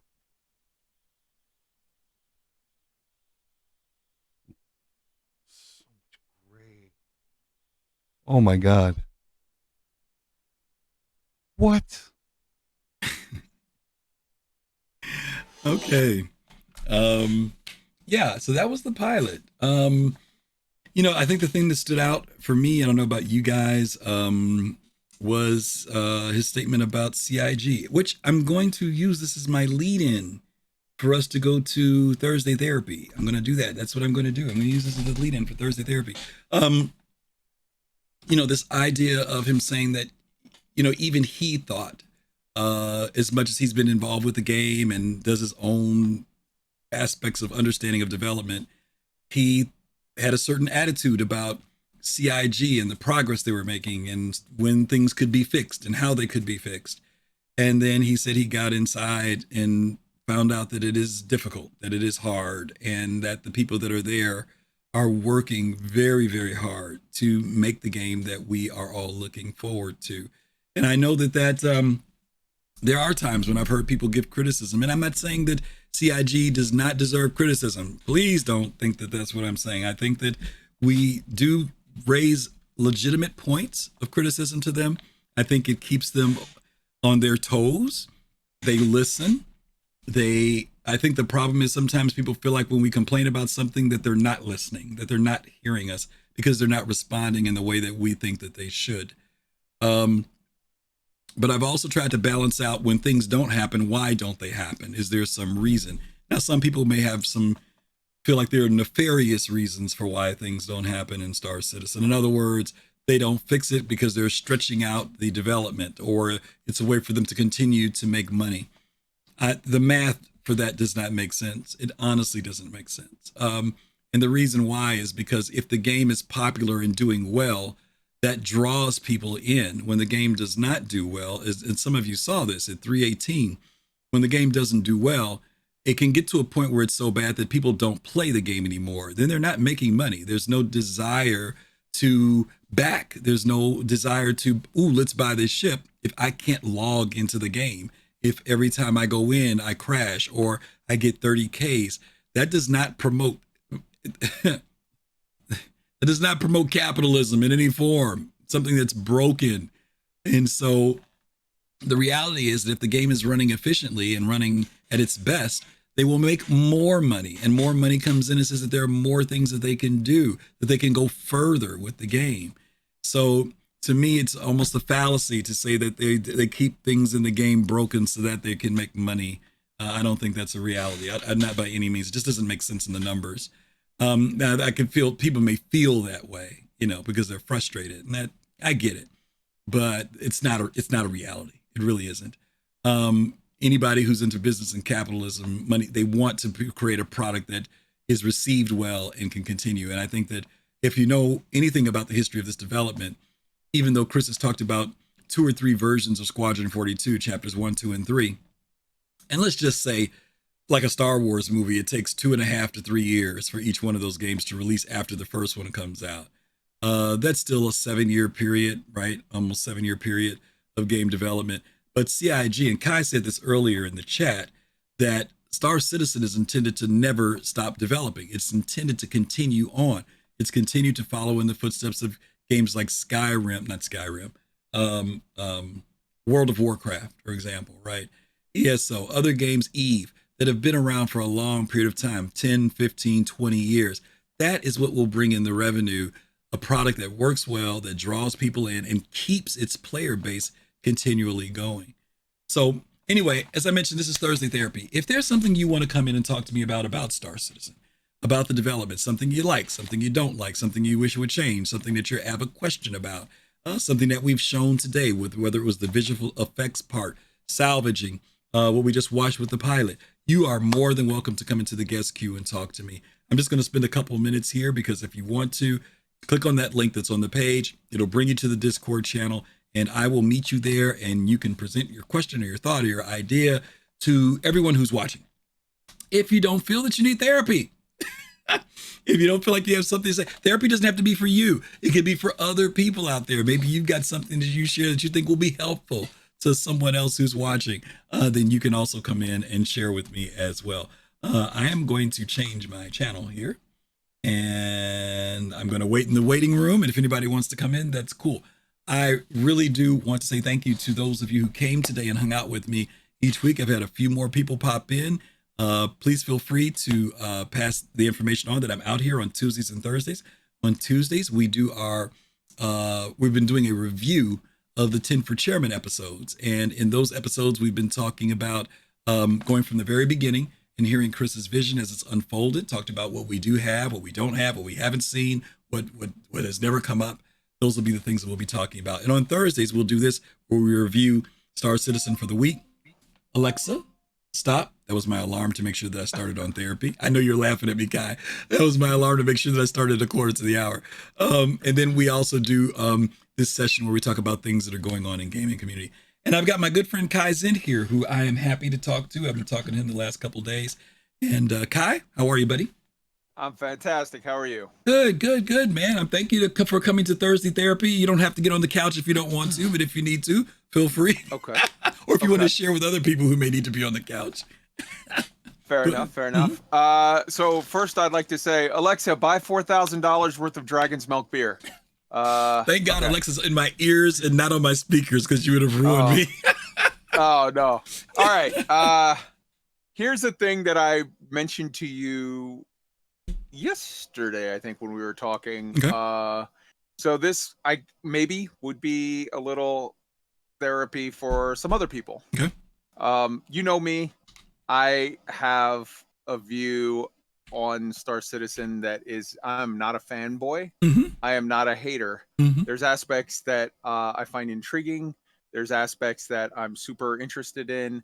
There are criticisms that I have that some people may agree with, some people may not. Fair enough. But I would like to point this out in this week, specifically in this week, where the biggest news in the nerd sphere planet, in the gaming planet, is the runaway success of Baldur's Gate 3 and how it is so beloved, and everybody it's literally now the highest rated game ever released. I would like to point out that Baldur's Gate 3 was in development for over 6 years, which is a very long time for that type of game. Yeah. It is, MMOs normally release sort of way slower than a single player RPG, especially a turn-based CRPG. It was in early access / beta for like 4 years total. It was in open beta for like a little over 3 years, but it was in a whole process of first whatever for like 4 years. At one point there was layoffs and push, lots of criticism. The company, they were talking about the company might go under. Larian Studios might go under. Right. It had all kinds of pressure. About a year or two ago, people were saying, enough already, release your damn game. We're tired of all of this, that, and the other. And the owner of the company, who's the lead dev, had just flat out said, like, nope, we have a vision, we're sticking to it, and yes, this takes a long time, and we're sorry that you're frustrated, but this is what we want to do, and when we're ready, we'll release it, and we hope you'll enjoy it. And I know that, because I personally am very critical sometimes of the time frames of Star Citizen, but I just want to point out that we have here, I think, a shining example of an auteur, a genius game developer, and a hard-working team who just said, screw all the pressure. We're going to do this on our schedule, and we're going to put it out when it's ready. Right. And sometimes that's how you get a game-changing, world-changing masterpiece. Yeah. And maybe that will help some people out there with their therapy needs for the day. I think you mentioned a great point. You and I had this conversation about this too, and it was in relation to, the windows of you and I were No Man's Sky people. You played No Man's Sky, and you know the history of that game. And No Man's Sky was announced back in 2010, 2011. That's when they started working on it, I should say. It went to E3 in 2013, created a great buzz within the gaming community, right? People were very excited about it.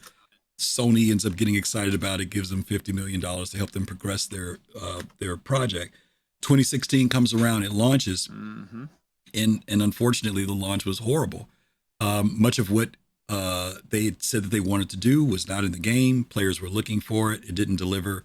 Probably one of the historically one of the worst game launches that's been out there.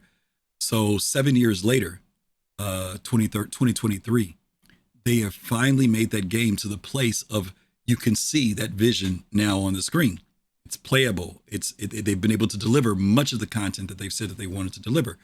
That was a 12-year process for them to get there.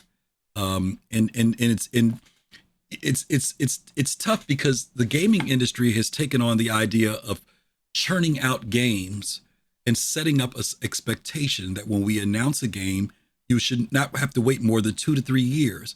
But gamers often don't realize that sometimes those games have been in development for at least 3 to 4 years before the announcement.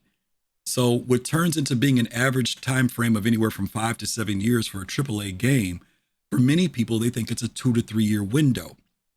Star Citizen, and again, like you said, not making excuses for the development because they've had their faux pas. They've had their things where they've had to go back to the drawing board and do some things. But they are, if you go back to what Sandy Roberts has shared, that their actual real development started in like 2014, 2015. We are literally just 7 to 8 years into that development. They're also developing not only Star Citizen, the universe, but they're developing Squadron 42 simultaneously. They're building studios simultaneously. To your point, Bethesda has a studio that was already in place, admittedly, with less people working, particularly on games like Starfield, right? But Starfield, they've had that, and he's had that in his vision for a long period of time. But Todd Howard himself said, 4 years into the development of that game, his statement was, "Now I see why people don't make games like this. It's taken them 8 years to get that game to the place where they've wanted it, even though they've been talking about it for even longer." And of course, there was some development ideas that they took from games like Fallout 4 and stuff that they've been able to transpose into making Starfield. So making these games isn't easy. And it's not, and to your point, it's not easy to make a game that changes the way we play games. That's another factor. If you just want something else that's churned out like what we've had, like I talked to someone yesterday, God bless his heart. He told me he was playing Baldur's Gate and he said he was done already. And I'm like, "You're done?" And he's like, "Yeah, I'm done." He said, "I went through it 3 times. I'm like, "Why'd you rush through it?" Well, this is what he told me. The first time he played it, he didn't know what he was doing, so he didn't get all the way through the game. The second time he played it, he started understanding the game better, but then he decided to respec and do it a third time, and then he got through the game. Then I said, "You actually got through the game. How many hours did you put in?" He said about 150. I think he said 150. And he said, "But I didn't do any of the side stuff." And as an old gamer, Kai, as an old school gamer, an OG, I felt bad for him. And the reason why I felt bad was I said, think about all the years they took to develop this game for someone to blow through it within 150, within what, it came out last week, right? And now he's done. And I'm like, gamers used to have this thing of wanting to explore every nook and cranny of a game. It wasn't about in-game. It was about experiencing the game. It was about seeing what were all the Easter eggs and what did the devs put in here and what was all this side stuff here. And even if I got to know what in-game was, I may not even do in-game. I might go back and do the other stuff just to say that I completed the vision of what these developers wanted to do. So guys, I hope I'm not stepping on any toes, but I'm talking some truth to you. Video gaming was supposed to be about an experience, not about being able to tell somebody, "Hey, I finished the game in 24 hours. That was not the merit for a game. The merit was knowing that you sought out every aspect of that game, every experience of that game. And when you got through with it, you felt like, wow, I want more of that game, not what's the next thing. Because the industry has created this feeling of getting through the game quickly so they can churn something else out so they can make more money. And it's not really about the gamer experience anymore. And we've kind of psychologically fallen into that. a few weeks ago, everybody was talking about Blizzard and Diablo 4. And don't get me wrong, there are people who are still playing Diablo 4. But I know so many people were so worried about getting to the end with Lilith that they weren't worrying about the game experience, the social experience of playing with other people. They were just worried about, how do I push through this game as quickly as possible so I can say that I finished it. And I think that that is something that the game industry has built in so that they can profit off of gamers, and that they don't worry about making a game experience that lasts you, a period of time. But that's just my preaching, guys, and forgive me for preaching, but that's my preaching, So anyway, Kai, thank you. That was good stuff, man. And I appreciate you sharing that bit of development history so people that'll understand that it takes time to make a good game. And and none of us are denying that waiting on Star Citizen ain't frustrating, y'all. None of us are saying that. But we do think that if you have a healthy perspective about game development, it makes that horse pill just a little smaller to swallow. So that's it. Thank you, Kai. All right, buddy. Talk to you later. All right, we got Admiral Kusanagi here. Admiral, you are here. Yes, sir. Did I sign in? I didn't mean to do that. But since I'm here anyways, okay, I'll vent because I just paid $800 for brakes and pads and stuff like that in my car. Okay, all right. Well, you can get on the couch and vent. Go ahead. By the way, Fogus One, thank you for the follow. Appreciate that. I just want to put this out there since we're talking about I definitely agree with you. People don't do the side quests, and that's kind of weird to me. Mm-hmm. I just think that if you take a left, you talk to this person, it just makes it seem more encompassed in a great storyline. Anyways, besides that, we have to assume that right now the PU is on hold. We really do. If primarily they're focusing on Squadron 42, we can't say anything is being done right now with any momentum that's going to be for us to get the PU done. That is all Squadron 42 test work, all the ships being done for Squadron 42, all that's being tested in the PU, the PTU, etc. That's the way I'm looking at it. I think on top of that, well, let me say this. I think that your perspective about that is good, but I want to be careful about something you said, and it's because of what Chris said when we watched the 10 for the Chairman last week. You used the word, and I know you weren't using it in this context, but I think other people will use it in this context. You said that it is not done. And Chris made it very clear that the PU will never be done. The live universe will never be done. There will be a point where it is at a certain level of playability, where it's stable, performance-wise, that there's a lot of the features that are in there, but they will continue. And this is what he said. We will continually develop that game. It will never be finished or done. So I know you weren't saying it in that context, but there are people who will say, when will Star Citizen be done? And I don't want them to think that done means that they have finished and they've shut down the studios on its work, but that it will be continually being developed. But feature complete, to your point, feature complete, we're not there. Absolutely. Every MMO that's out there right now, even the Old Republic, which I've mentioned with you before, has expansions. So to say that we're supposed to get 100 systems eventually, so for them to come out with 30 systems at the beginning and keep giving us 5 planets, 5 systems every year or whatever, that would make sense to me. To rile things up though, because this is why I originally wanted to talk it. Sure. But this is how I think everything regarding that last issue would help out. Sig wants more people playing the PTU, right? All right. So PU players can only be subscribers and concierge, no one else. PU subscribers? Boom. PU? Subscribers and the PU. Only people who can use the PU are subscribers and concierge. Everybody else has to go to PTU only, and it stays open. That I get your logic, but I don't think it would work, and I'll tell you why.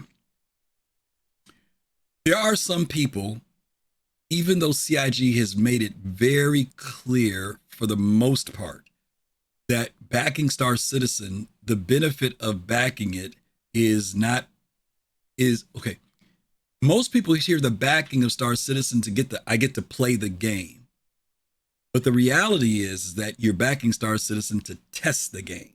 And that's not how most people come to this game.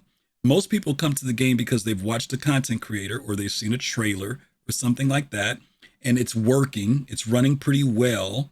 And so they get excited and they sign up because they want to play that game, not test that game.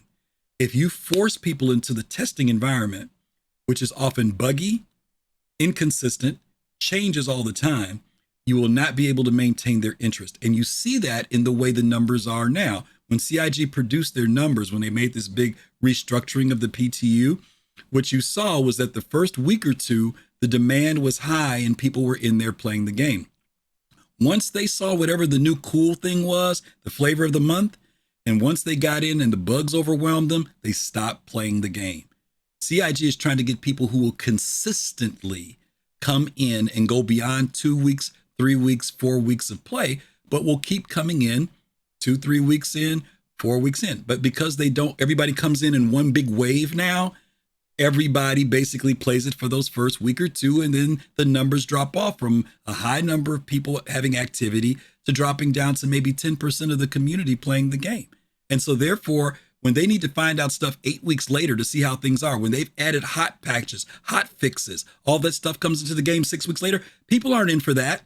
They come in when the update comes in. They don't come in every time it's hot. Now, there are some people who will look at the patch notes and see a hot fix come in and they'll say, oh, let me go check it out. Oh, they fixed that. But the bulk of the players, they don't do that. They come in and hit the hot moment, and then they go back to the live servers and play there. So I get your logic. I get what you're trying to say as a way to get people to stay in there. But that does not guarantee that their interest is going to stay at that level where they're going to stay in a buggy, funky space just because they want to play the game. Then the other thing that'll happen is you'll get people who will say, well, I don't want to stay in the PTU. I'll just subscribe. So yeah, they'll make revenue because they want to have access to the better playing game. But then at that point, they'll migrate out of the PTU and then they're still not getting the testing. I'm not sure that the example that they've done now, that they're doing now, is going to guarantee that. Now, they've got smarter people than me. They're looking at analytics. They're looking at the numbers. And I do remember, and you might remember this, back when waves did exist. Waves aren't new. We used to have a concierge wave, and then we had even before we had concierge wave, not concierge, Evocati wave. There was always a wave 2, 1, 2, and 3. There may have been a 4, but I do remember there was always a 1, 2, and 3. And you used to get in on those waves based on how much you played the game. If you played the game frequently, you got in wave 1. If you played it moderately, wave 2. If you played it once in a while, wave 3. Then when Evocati came out, people went bonkers. Oh my God, how come those people get to come into the game and play it earlier? How come they get access? I'm paying for the game just like them. Why do they get to play the game? Notice I'm saying play. Notice I did not say test. They were so thinking that this was about playing the game that people got bent out of shape. And that was a problem. Now, once we got past that, and once people started finally finding out that Evocati is no joyride, that when they get to go into the test, they go in and tell them, listen, go to all of the freaking, go to all of the weapon stores and just buy weapons. Don't do nothing else. That's all you got to do. Just buy weapons. Or when they would say, go ahead. They put over like a, they've got the QR code up there now. Mm-hmm. You can like kind of screenshot. This is where I was, and this is what happened.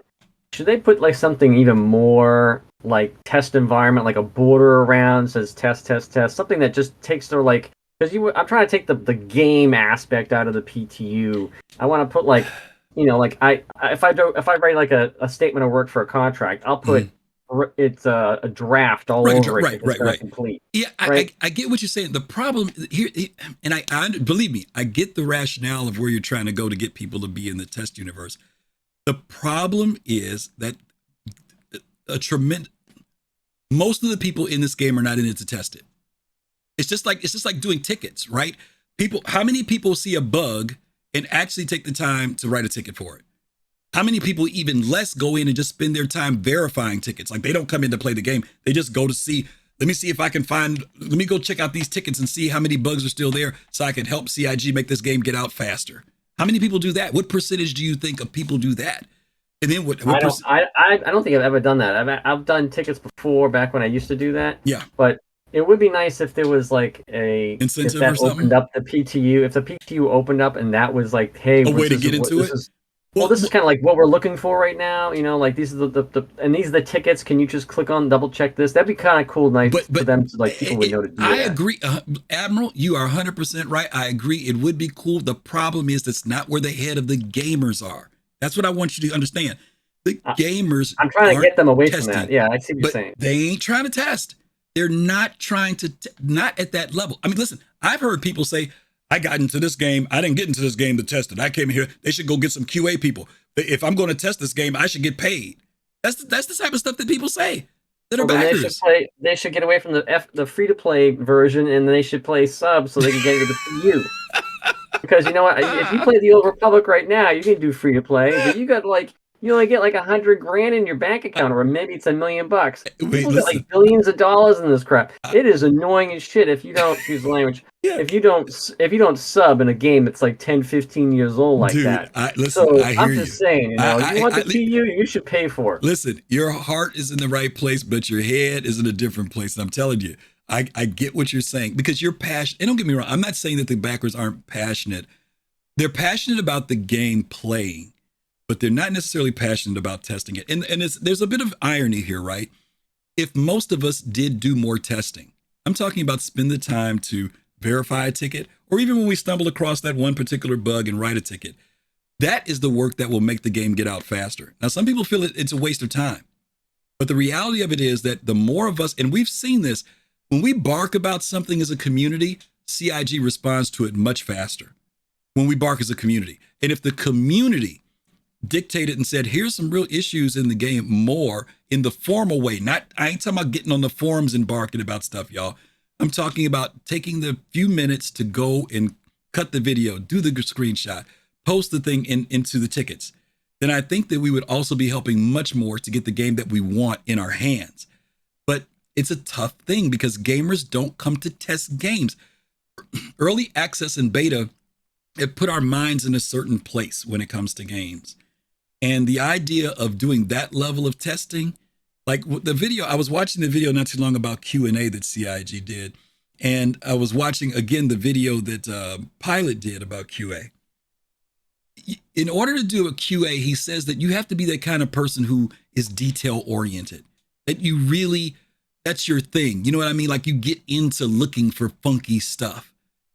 That's not how most of the people are coming to this game. Most of the people are coming to this game because they want to freaking fly and pirate and do cargo and combat. That's why they bought Star Citizen. That whole disclaimer about testing and all that other stuff, that is not in the forefront of their mind. It's not even in the back burner of some of them's minds because they walk away disgusted and frustrated from a game that's in alpha or whatever state it's in. You know, they're not there. And I'm not saying, I don't want to say that in a negative way. I'm just being real about where the backers are of this game. Many of them, their hearts and heads are about playing the game, not about furthering its development, not about, doing what I can to contribute to make things happen faster. That is not where they are. So do you feel like their metrics? Go ahead. Do you feel like their metrics have changed? Like, you think their metrics have been noticing stuff since they started doing these commercials? Like, oh, playable now, playable testing environment now. Mm-hmm. Because I feel like as backers back in the teens, like 2015 mm-hmm. and 2019 and stuff like that, mm-hmm. I feel like the mentality then of people who joined the game then to the people who join now, and specifically after ED kind of like just failed miserably, mm-hmm. and when those backers came in, I'll call them backers. Mm-hmm. I just feel since the 2020s, everything is just kind of like starting to like get a little wackier from the testing perspective of that. Yeah. I would say this, and I said this before they even started running those commercials during 318 and stuff. We talked about this on Soul Citizens. I said this. I said, the more this game gets developed and the more it starts to play like a game, the more difficult it is going to be for people to handle the development. Now, the reason why I say that is because when the game was extremely buggy, it was blatantly obvious that the game was not ready. And so people knew it when 30Ks happened all the time, when bugs, when stuff was jumping around in the back of your ship. We knew visually, mentally, psychologically, emotionally, this game is not ready for prime time.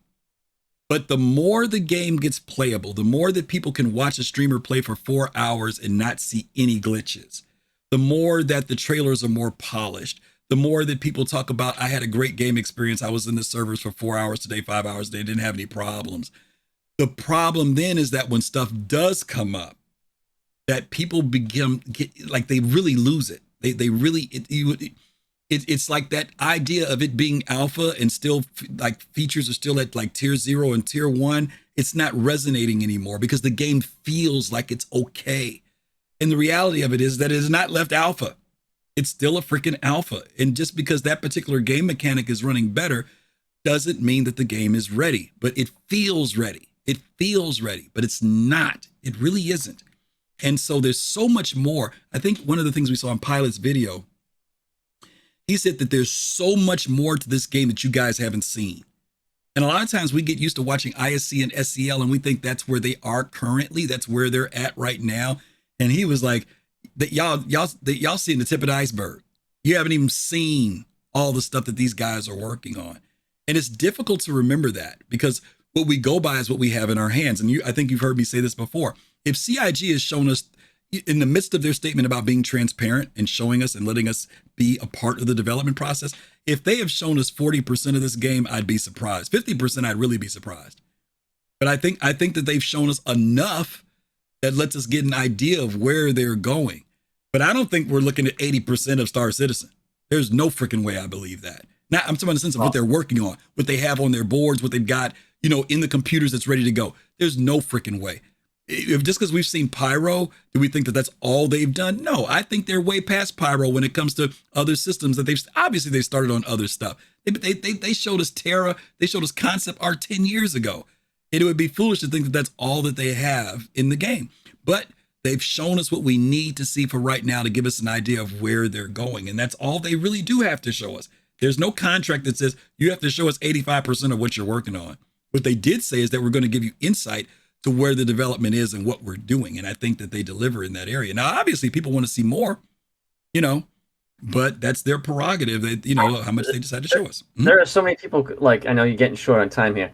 Getting close to your 2-hour mark. Yeah. I know we're getting, they show us so much stuff and people complain all the time. I'm just like, you know what? They should just have a complete vacuum. Just don't show anything for like a year. And then who's ever left is like who really will be testing the game or yeah. There is that thing that says if we weren't seeing anything, where would we be? And that could be a good thing, right? Because if this game came out like any other game, we wouldn't be having these conversations. I wouldn't be on this show right now. We'd be playing something else. I'd be playing Baldur's Gate right now, or I'd be playing I imagine you'd still be here, Griff. Well, I'm just saying, having these conversations and the shows and everything else is because they've revealed things to us, right? But if this was the typical under wraps where we just, like, not to be funny, remember Starfield had that one commercial with a satellite, a space station out in space, and that's all they showed. They didn't show anything else for like freaking almost 3 years. And, there was people saying, where's Starfield? When is it going to come? They put out a date and said 11/22/22. People got all hyped up about that. But once that went away, that got quieted. And then it was nothing until they announced their September date. So there is some benefit to that where you don't get all that outside pressure. There are going to be people asking about, hey, we haven't heard anything. But that's it. But Squadron 42 is in that space, right? And people are hollering about why haven't they showed us anything from Squadron? And that's true. We got that. We got. Yeah, because the 80% don't even know it's a thing. Exactly. There are a lot of people who don't even know. Absolutely. There are a lot of people who know absolutely nothing about. Like, I've heard people say, I didn't even know there was a Squadron 42. I've heard tons of people who've come in within the last couple of years who've made that statement. I didn't even know about Squadron 42. All they knew about was Star Citizen. That's what they saw. And that's fair. That makes sense.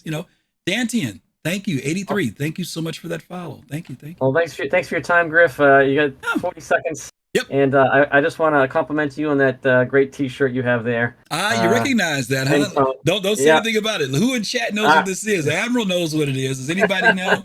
Who knows what that is? I've been trying to expand my collection of things like this. And so if anybody knows what this is, let's see, pop it in chat. Let's see if anybody else, because Admiral spotted it, which is great. Yeah. Kai knows. Okay, Kai says he knows what it is. All right. Who else knows what this is out there? Anybody? And this is old school, y'all. So, you got to look back. There you go. Very good, Fast Card Tron. Yeah. I know somebody probably Googling right now. What is Incom?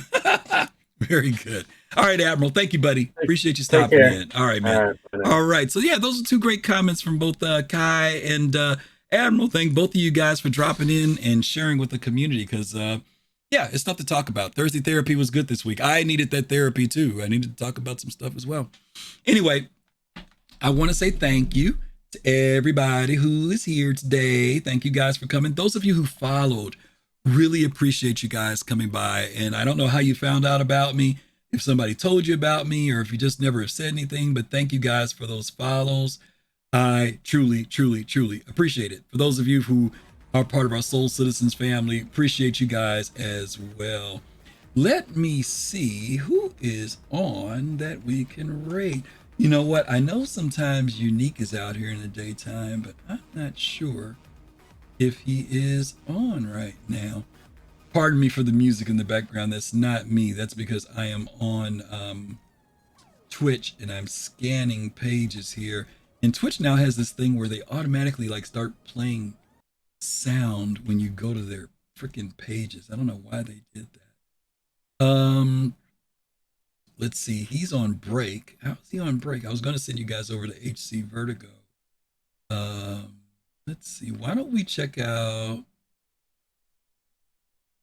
Who are we going to check out? Bog Nagas. Yeah, Bog Nagas is cool. You guys check out Bog Nagas. Let me see if I can get him in here very quickly for you. When you get over with Bog Nagas, let him know that you guys came over from Griff. Tell him hello. If you like him, if you haven't seen him before, check him out. Bog Nagas is a cool guy. When you guys get over there, give him a follow. Let him know that you enjoy Star Citizen as well. Again, thank you guys for being here. Hope you guys have a great week. Don't forget to check out Soul Talk tonight with Fast Cart. You guys can check that out on the Soul Citizen channel.